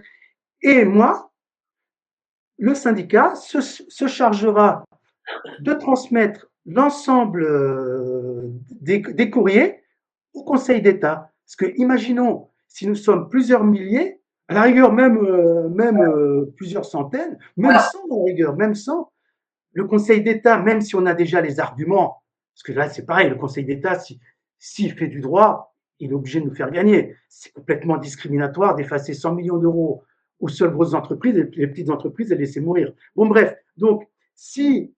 Oui, pardon, vas-y. Non, j'ai une petite question parce que tu parlais donc de cette morale chrétienne, mais est-ce que tu as déjà peut-être ou tu peux avoir des chefs d'entreprise qui soient athées, musulmans, bouddhistes, juifs, voilà, on est d'accord que c'est pas du tout fermé et que même à la limite les valeurs que tu mets en avant doivent certainement se retrouver dans d'autres religions. Tout à fait, tout à fait. Merci, merci de cette pertinente question, Diane. Tout à fait. Parce que effectivement, je veux pas qu'on croie que effectivement c'est que pour les catholiques, hein, pas du tout. Moi, je suis catholique, je le revendique. D'ailleurs, vous voyez, voilà, là, j'ai le visage du Christ. Là, c'est le badge du linceul de Turin, du musée du linceul de Turin. Donc, un petit coucou à mon ami Arnaud Lipinski, hein, qui a pour projet d'édifier un musée en l'honneur du linceul de Turin. Donc, en fait, effectivement, je suis un catholique revendiqué. Mais je considère qu'effectivement que la parole du Christ, c'est la meilleure parole. Permettez-moi, chers amis d'autres confessions, de pouvoir penser ça. Mais effectivement, comme tu le dis avec pertinence, Diane, c'est que les valeurs développées par le Christ se retrouvent dans la plupart des autres religions. On est complètement d'accord là-dessus. Et effectivement, après, c'est pas parce qu'on devient adhérent au CERP qu'on va renier sa foi dans d'autres religions, pas du tout. D'accord. Pas du tout. Voilà. Merci. Voilà. Et donc, voilà. Et donc, effectivement, pour revenir sur cet appel de salut public, ça serait vraiment bien que les chefs d'entreprise fassent confiance aux petits chefs d'entreprise que je suis. Et s'ils font ça, eh ben, ils vont m'aider, ils vont aider le CIEP à faire en sorte que l'État n'ait pas le choix et qu'il prenne la décision sur laquelle je travaille depuis 3 ans d'effacer les PGE. Et en plus, mesdames et messieurs les chefs d'entreprise, vous aurez contribué au redressement économique du pays et vous garderez votre entreprise. Ouais. Ça ne vous coûte rien. Faire juste une lettre à votre banquier, vous m'envoyez la copie et voilà, hop, terminé. Ok. Vous en êtes capable, j'en suis sûr. J'en suis sûr que vous en êtes capable. Clairement. Bah, c'est l'union qui fait la force, on n'arrête pas de le répéter, mais c'est Bien sûr. une évidence dont il faut dépasser l'adage et passer à l'action. Et en plus, tout le monde a compris, j'insiste là-dessus. Ce qu'on fait, c'est pour le bien commun. Bien sûr. 60 milliards d'euros de recettes au budget de l'État, je le martèle, depuis 3 ans. Donc, allons-y, puisqu'ils ne veulent pas le faire, forçons-les à le faire. Mesdames et messieurs les chefs d'entreprise, www.csiurp.fr. Voilà. Alors maintenant, on va aborder la dernière partie. Alors, ça va être sur le sujet très riche qu'on peut résumer souvent sous le terme de pensée économique thomiste. Je vais tenter de vous faire une synthèse claire et structurée des principaux apports de Thomas d'Aquin à la réflexion économique, telle qu'elle est généralement comprise par les historiens de la pensée économique. Je pense à Schumpeter, ou encore par les auteurs catholiques ou libéraux classiques qui s'en réclament. Alors, je vous donne un exemple d'auteur catholique qui se réclame de saint Thomas d'Aquin. Je pense à Bernard Dempsey, par exemple, qui est un économiste américain du XXe siècle, qui lui a réhabilité la pensée économique de saint Thomas d'Aquin, notamment sur la condamnation de l'usure, et il a critiqué la finance moderne. Donc moi, ça me parle beaucoup. Je peux vous citer aussi des libéraux classiques qui se réclament de saint Thomas d'Aquin. Il va y avoir par exemple l'Argentin qui est encore vivant, qui est né en 1954, Alejandro Chafuen, qui lui est un grand spécialiste historique des scolastiques libéraux. Alors les scolastiques, pour ceux qui ne savent pas ce que c'est les philosophes du Moyen Âge. Alors ça c'est pareil, mais on n'a pas le temps de développer ça. Il ne faut pas croire, le Moyen Âge, c'est pas du tout les ténèbres. Au contraire, c'est l'apogée de la France. Notamment, on a eu le grand roi Saint-Louis. Et on a eu le saint Thomas d'Aquin aussi à cette époque-là. Les ténèbres, c'est plutôt le XVIIIe siècle, avec ce qu'on a appelé le siècle des Lumières. C'est plutôt le siècle des ténèbres, les droits de l'homme. Voilà. Ça, c'est les ténèbres. Bref. Oui, tu avais une question? Non, pardon. Alors après, donc, bon, je vais essayer de faire une synthèse, je vais aborder différents thèmes rapidement. Et après, on essayera de voir par rapport à ces différents thèmes, je pense au juste prix, à l'usure, la propriété privée, etc. Euh, on essayera de donner plus de précision. On essayera de faire une comparaison rapide avec Aristote. D'ailleurs, il faut savoir que saint Thomas d'Aquin, il est très influencé par Aristote, qui est un grec qui a vécu plusieurs siècles avant la naissance du Christ. Et on essaiera de faire une petite comparaison rapide avec ce qu'on a appelé les économistes d'Espagne, les salmantins, l'école de Salamanque du XVIe siècle. Et on pourra également faire une petite comparaison rapide avec ce qu'on appelle les libéraux modernes. Voilà, j'en ai cité là tout à l'heure, comme Schaffen. Voilà. Donc, et oui, puis on essayera de faire des zooms synthétiques sur cette tradition économique thomiste. Et on terminera par, on essayera d'être ultra concis sur cette pensée économique. Voilà. Et également, quand je dis on terminera, ça sera vraiment on dire un zoom sur l'influence de saint Thomas d'Aquin, y compris à notre époque. Voilà. Donc là, on va aller vite. Hein, on peut pas rentrer dans les détails. Donc on va brosser rapidement les principaux thèmes développés par saint Thomas d'Aquin en matière d'économie. Donc on va parler du juste prix, on va parler de l'usure, le prêt à intérêt. L'usure, c'est donc l'intérêt, le prêt à intérêt.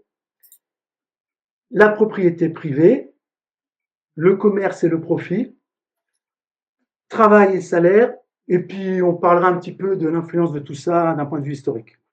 Alors, si on commence à parler du juste prix, alors, saint Thomas d'Aquin, lui, il rejette l'idée qu'un prix soit intrinsèquement déterminé par les coûts de production, comme ont pu le penser certains canonistes antérieurs. Alors, qu'est-ce que ça veut dire ça? Parce que j'emploie des mots qui ne sont pas connus par beaucoup, par tous les internautes.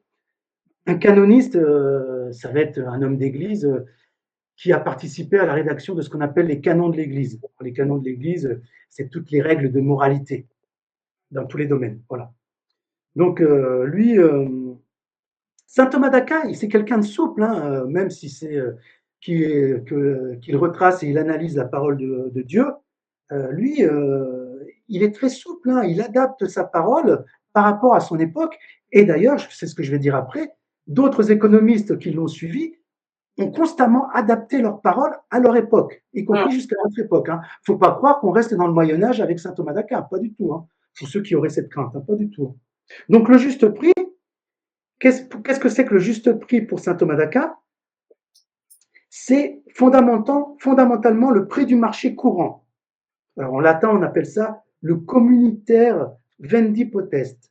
Donc le prix du marché courant, c'est celui qui s'établit par l'estimation commune des acheteurs et des vendeurs en l'absence de fraude, de monopole ou de nécessité extrême. Moi, je ne peux pas trop développer, hein, mais en fait, il faut que ça soit vraiment, comme son nom l'indique, un prix juste. Vous avez un acheteur et un vendeur qui se réunissent, et donc ce prix doit être juste. Il ne faut pas qu'il y ait de fraude, qu'il y en ait un qui prenne le dessus sur l'autre. Faut pas oui, ou de spéculation, de blocage. Hein. C'est vrai qu'il y en a beaucoup avec. Ben voilà.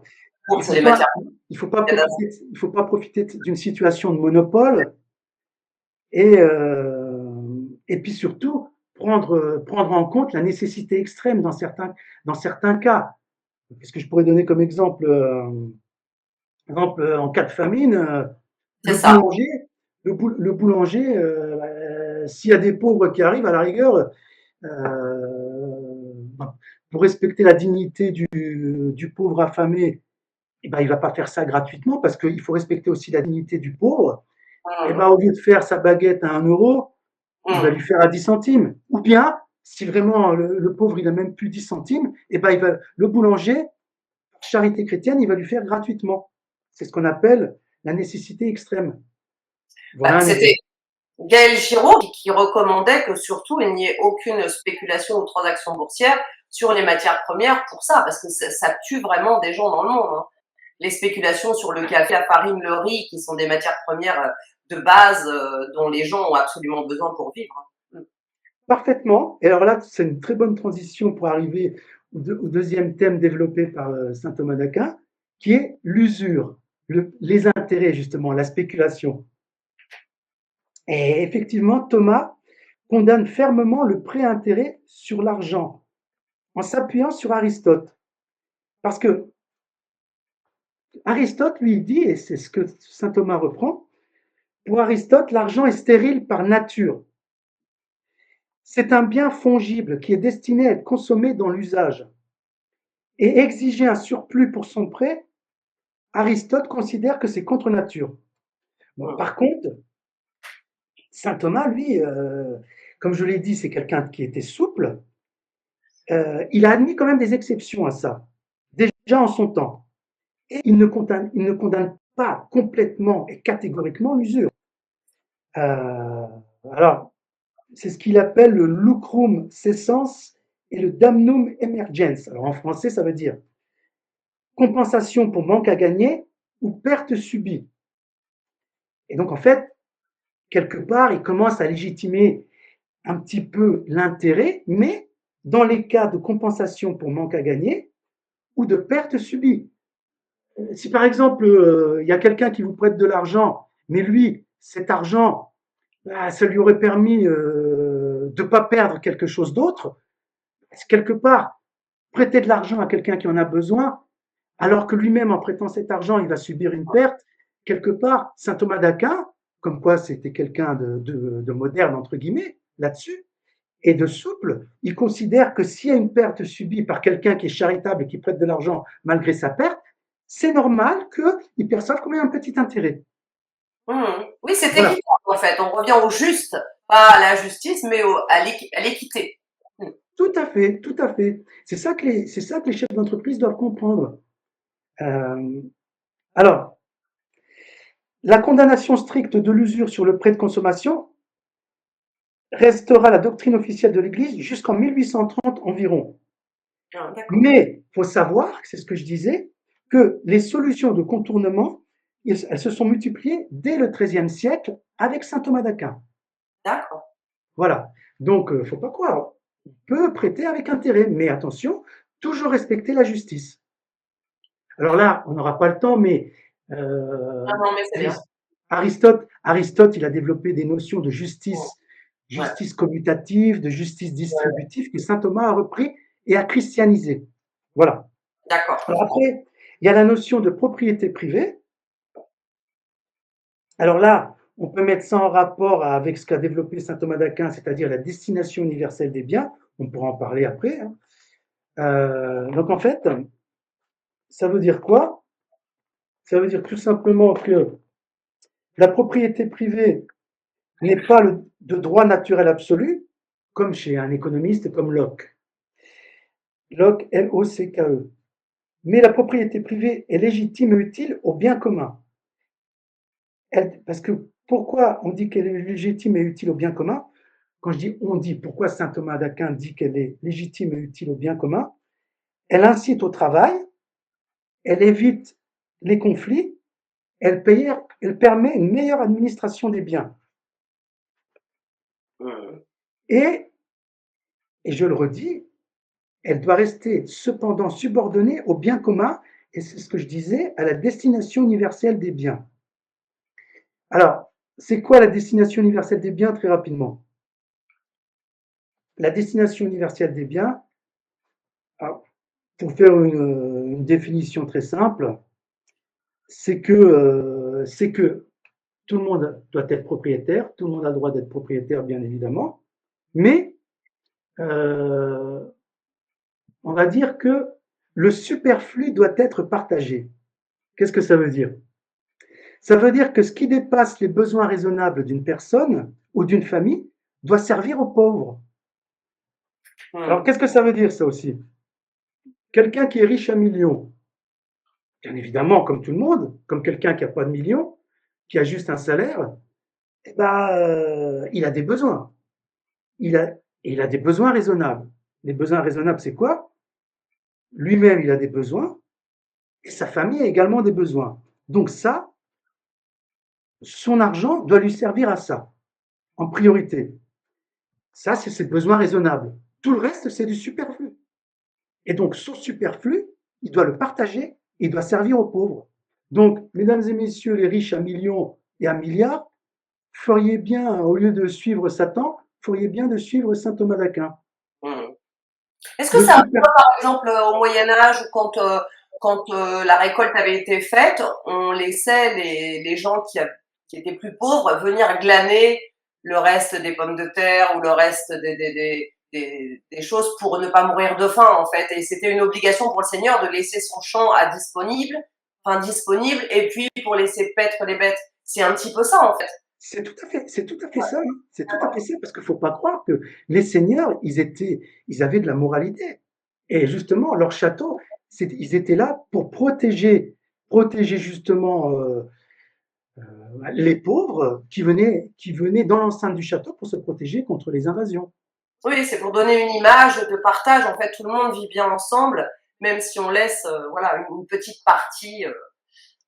On Le n'exagère pas. seigneur, le seigneur, il avait ce qu'il faut, mais effectivement, pour prendre ton exemple pertinent, bah, les pommes de terre superflues, lui, il avait ce qu'il faut, bah, c'était pour les pauvres. C'est ça. Voilà. Merci. D'ailleurs, si je prends un roi comme Louis XIV, tous les jours, il allait à la messe. Mmh.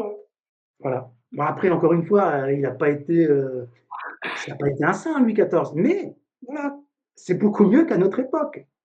Mmh. Quand on Oui, voit les malheurs et la désolation. on est censé tendre vers des valeurs morales qui permettent la vie en commun et le bonheur quelque part. Tout à La fait, justice sociale est donc le bonheur. Mmh. Ce à c'est quoi la aspirent clé. les hommes sur terre. Mmh. C'est la clé, parfaitement. Alors après, autre thème dont on peut parler, développé par saint Thomas d'Aquin, c'est le commerce et le profit. Alors, le commerce en soi est moralement neutre, il devient louable s'il est ordonné à la subsistance de la famille ou au bien commun. Il devient répréhensible s'il est pratiqué uniquement pour le gain illimité. On en revient toujours au même. Alors, pour parler encore de souplesse du grand saint Thomas d'Aquin, qu'est-ce qu'il dit? Le profit modéré est licite, mais comme salaire du travail du marchand. Parce que le marchand, il prend des risques, il, quand il produit, il doit transporter ses marchandises, il doit les conserver, etc. Donc ça, il a des coûts, hein. Le chef d'entreprise, il a des coûts. Et donc, du coup, pour se couvrir ses coûts, c'est le cas de le dire, eh ben, il, doit, euh, il doit faire ce qu'on appelle une marge. Et la marge, ça s'appelle aussi le profit. Et la marge sert à couvrir les coûts fixes. Ça, c'est de la gestion. Donc, c'est normal qu'il y ait un profit. Parce que s'il n'y a pas de profit, et j'insiste dessus comme saint Thomas d'Aquin, un profit modéré, et ben, s'il y a un profit modéré, ça permet de continuer à vivre. Parce que faut pas croire, hein, les papes, dans leurs diverses encycliques, ils ne condamnent absolument pas le profit. Parce qu'au contraire, ils considèrent que le profit, c'est un signe de vitalité économique. Exactement. Mmh. Exactement. Et s'il y a du profit, Mmh. la vitalité économique, c'est ça qu'il faut comprendre, elle doit servir au bien commun. Mmh. Et Oui, pas seulement à son petit égoïsme. en fait, on peut comprendre l'équité si on regarde l'écart entre le salaire du petit employé et le salaire du chef d'entreprise, qui était à une époque, je sais pas, dans les années 60, 70, je crois que c'était 0,40, et on est arrivé dans les années 90, 2000 à 0,4500. Donc ça n'a plus rien à voir en fait. Qu'un chef d'entreprise gagne mieux parce qu'il prend des risques, qu'il gère, qu'il a des responsabilités, c'est une chose. Mais quand on a une telle démesure entre le salaire du plus petit employé et le chef d'entreprise, il n'y a plus d'équité, il n'y a plus de justice, il n'y a plus de logique. Et ben ça, c'est un péché, clairement. Ça, c'est Mmh, un péché. Et justement, encore une fois, la souplesse du grand saint Thomas d'Aquin, et ça va me permettre ce que tu dis de parler de justice distributive. mmh. Qu'est-ce que c'est que la justice distributive? Et ça, ce que je veux dire, peut-être que ça va choquer certains.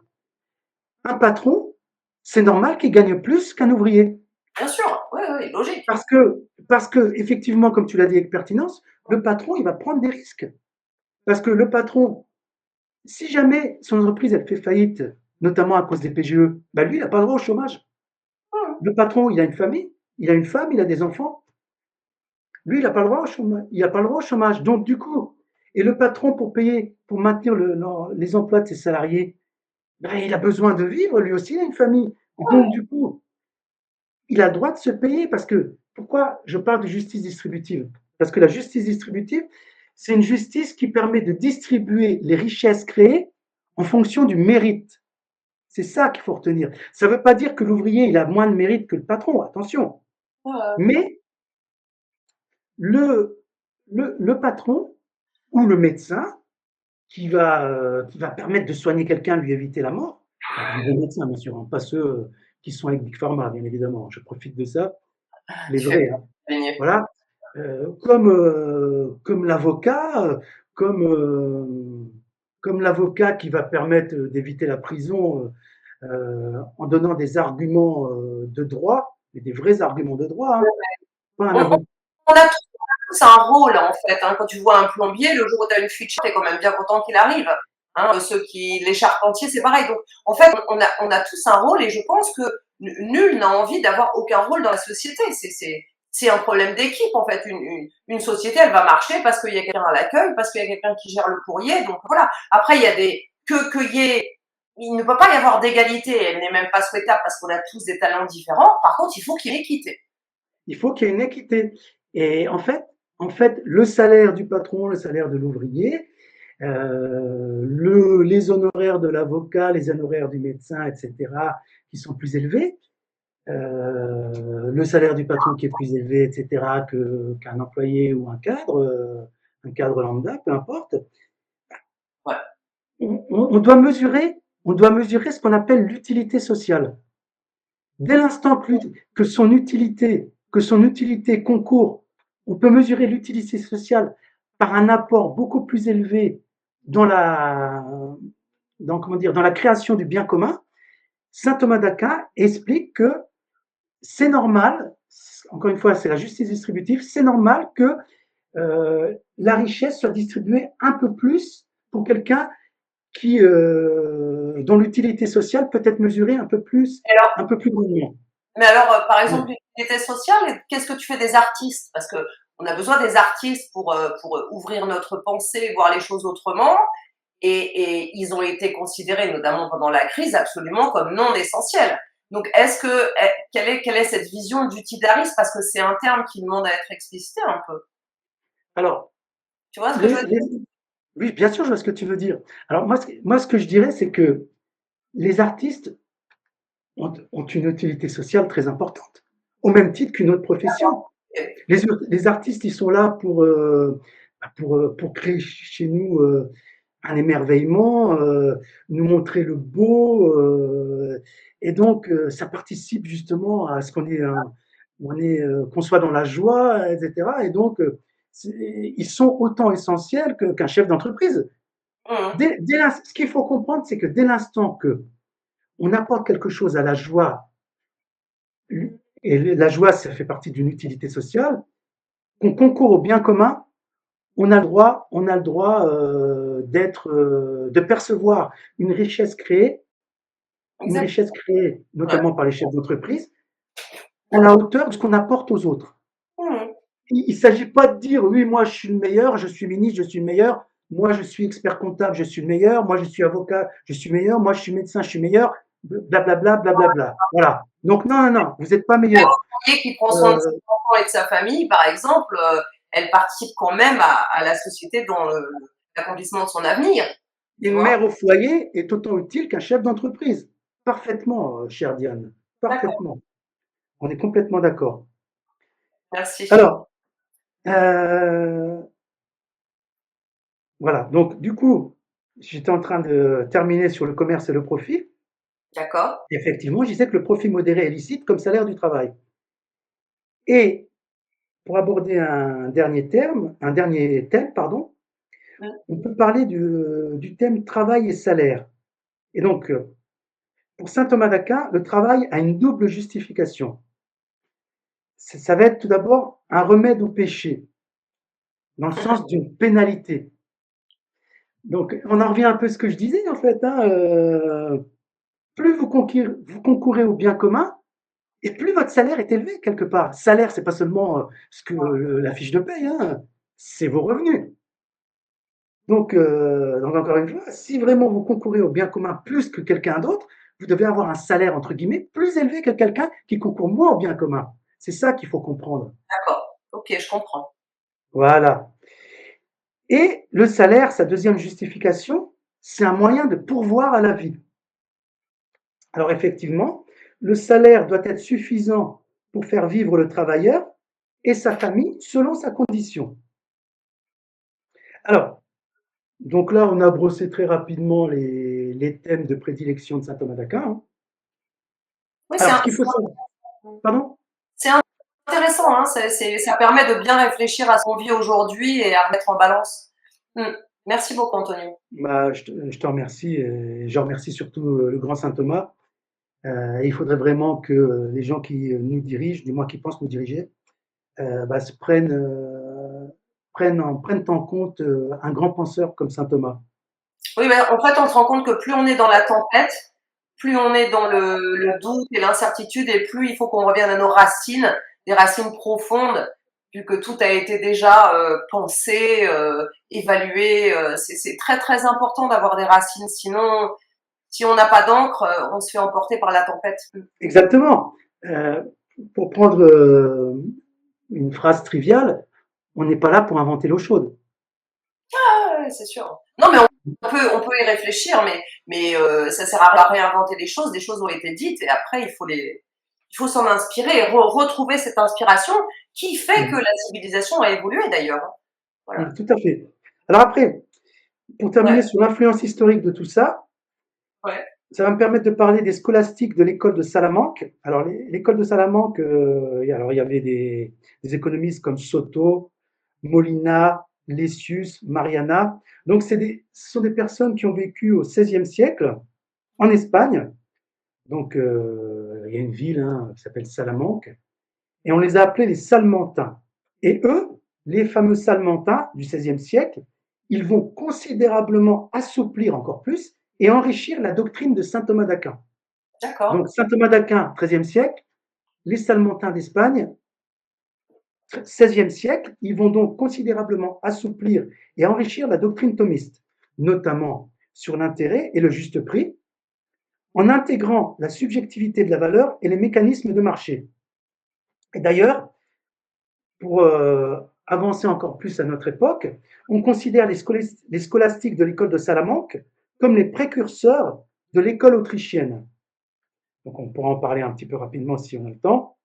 Alors, au XXe siècle, justement, on peut retrouver des références à saint Thomas chez des auteurs très divers qu'on va appeler par exemple les distributistes. On retrouve des gens comme Chesterton, Belloc.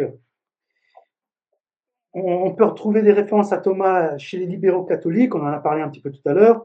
Je vous ai parlé d'un monsieur qui s'appelle Chafuel. Je peux vous citer Robke, Woods. On peut également parler des partisans de l'économie de communion, mais on ne va pas développer tout ça, quoi. Donc tout le monde comprend que saint Thomas d'Aquin, il a été repris au fil des siècles, y compris à notre époque. Alors, Ça veut dire que tu serais tout à fait apte à intégrer nos comités d'éthique et d'équité à l'Honest pour pouvoir intervenir éventuellement. Mm. bah ça, faut demander à la chef. Hein. Si elle veut, Non, bah, moi, avec mais plaisir. je pense que ce serait bien dans les réflexions qui vont être faites, si on a besoin, on pourra te solliciter. Mm. Bah, écoute, avec plaisir, avec plaisir. Et qui Merci. sait, peut-être qu'un jour, j'intégrerai des membres de l'Honest au CIERP, pourquoi pas. Allez, Alors, bon, on va essayer, parce que là, on n'est pas on loin de 2 heures, là. approche de la fin, mais je pense on a fait un bon tour, on comprend bien ce dont Ouais, il ouais, s'agit. ouais. Alors, peut-être que du coup, je vais abréger, hein, et je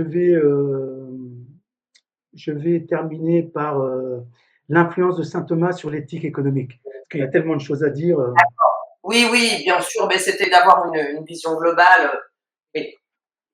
Voilà. Mais bon, ce que j'aimerais bien dire, c'est que, avant de dire ce que je vous ai dit, ce que je t'ai dit, pardon, c'est que donc les scolastiques, ce qu'il faut savoir, je parlais un petit peu du lien avec notre époque, c'est que ils ont découvert la loi de l'offre et de la demande 300 ans avant les classiques. Alors, les classiques, c'est par exemple l'auteur que j'ai cité, Schaffuen.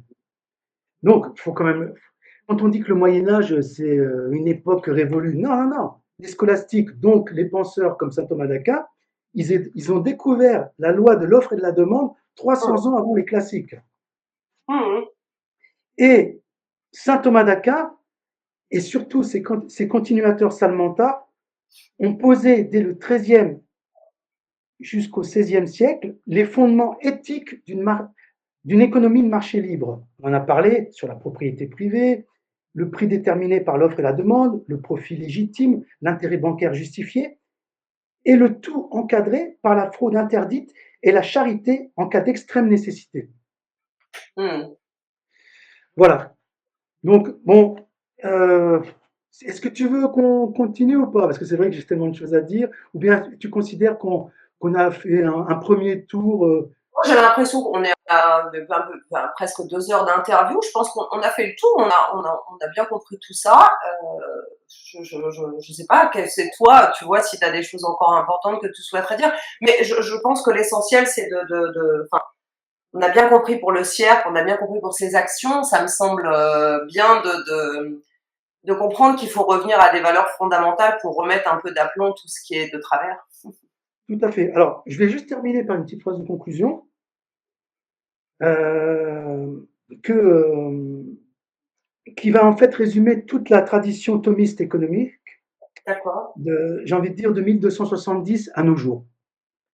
Je dirais que la propriété privée est légitime, le Ouais. prix juste est le prix libre du marché, le profit et l'intérêt sont licites dès qu'ils compensent travail, risque ou opportunité perdue, et l'État ne doit intervenir que contre la fraude et le monopole. Le tout subordonné au bien commun et à la destination universelle des biens. C'est en substance la pensée économique catholique la plus cohérente et la plus continue de 1270 à aujourd'hui. Oui, Voilà. effectivement, c'est très très bien dit. Ouais. Mm. Oui, ça nous ramène au juste, au beau, au vrai. Hein. Tout à C'est fait. simple, à ce qui doit être en fait, l'excellence, l'équité, l'éthique. Bah écoute, merci beaucoup Antonio pour cet entretien. C'est moi Euh, qui te remercie beaucoup de m'avoir invité. Merci pour cet échange très riche. Je pense on verra s'il y a des suites, mais ce serait intéressant ne serait-ce que d'écrire certaines choses ou voilà. Mmh. Alors après, ce que j'ai préparé pour cette vidéo d'aujourd'hui, j'ai des tas de choses que j'ai pas pu dire. Ça pourra faire, pourquoi pas, l'office d'un développement sur tel ou tel Exactement, oui, oui, sujet. je pense que c'est Pourquoi intéressant. pas, pourquoi pas. Oui, oui, développer point par point. Bah Mmh. écoute, Si les internautes le souhaitent, pourquoi pas, hein. Voilà. En tout oui, cas, je souhaite à chacun une bonne continuation et je souhaite à chacun le meilleur. Voilà. le meilleur pour le cirque aussi, et puis bah, tu nous tiendras au courant des évolutions. Hein. D'accord, pas de problème, pas de problème. Procédure Euh, avec des mais détails, moi, etc. je suis très confiant justement pour une super nouvelle au printemps 2020, au printemps 2026, normalement. Génial. Eh ben, merci beaucoup, Antonio. Merci à toi, Diane. Au plaisir. Au plaisir.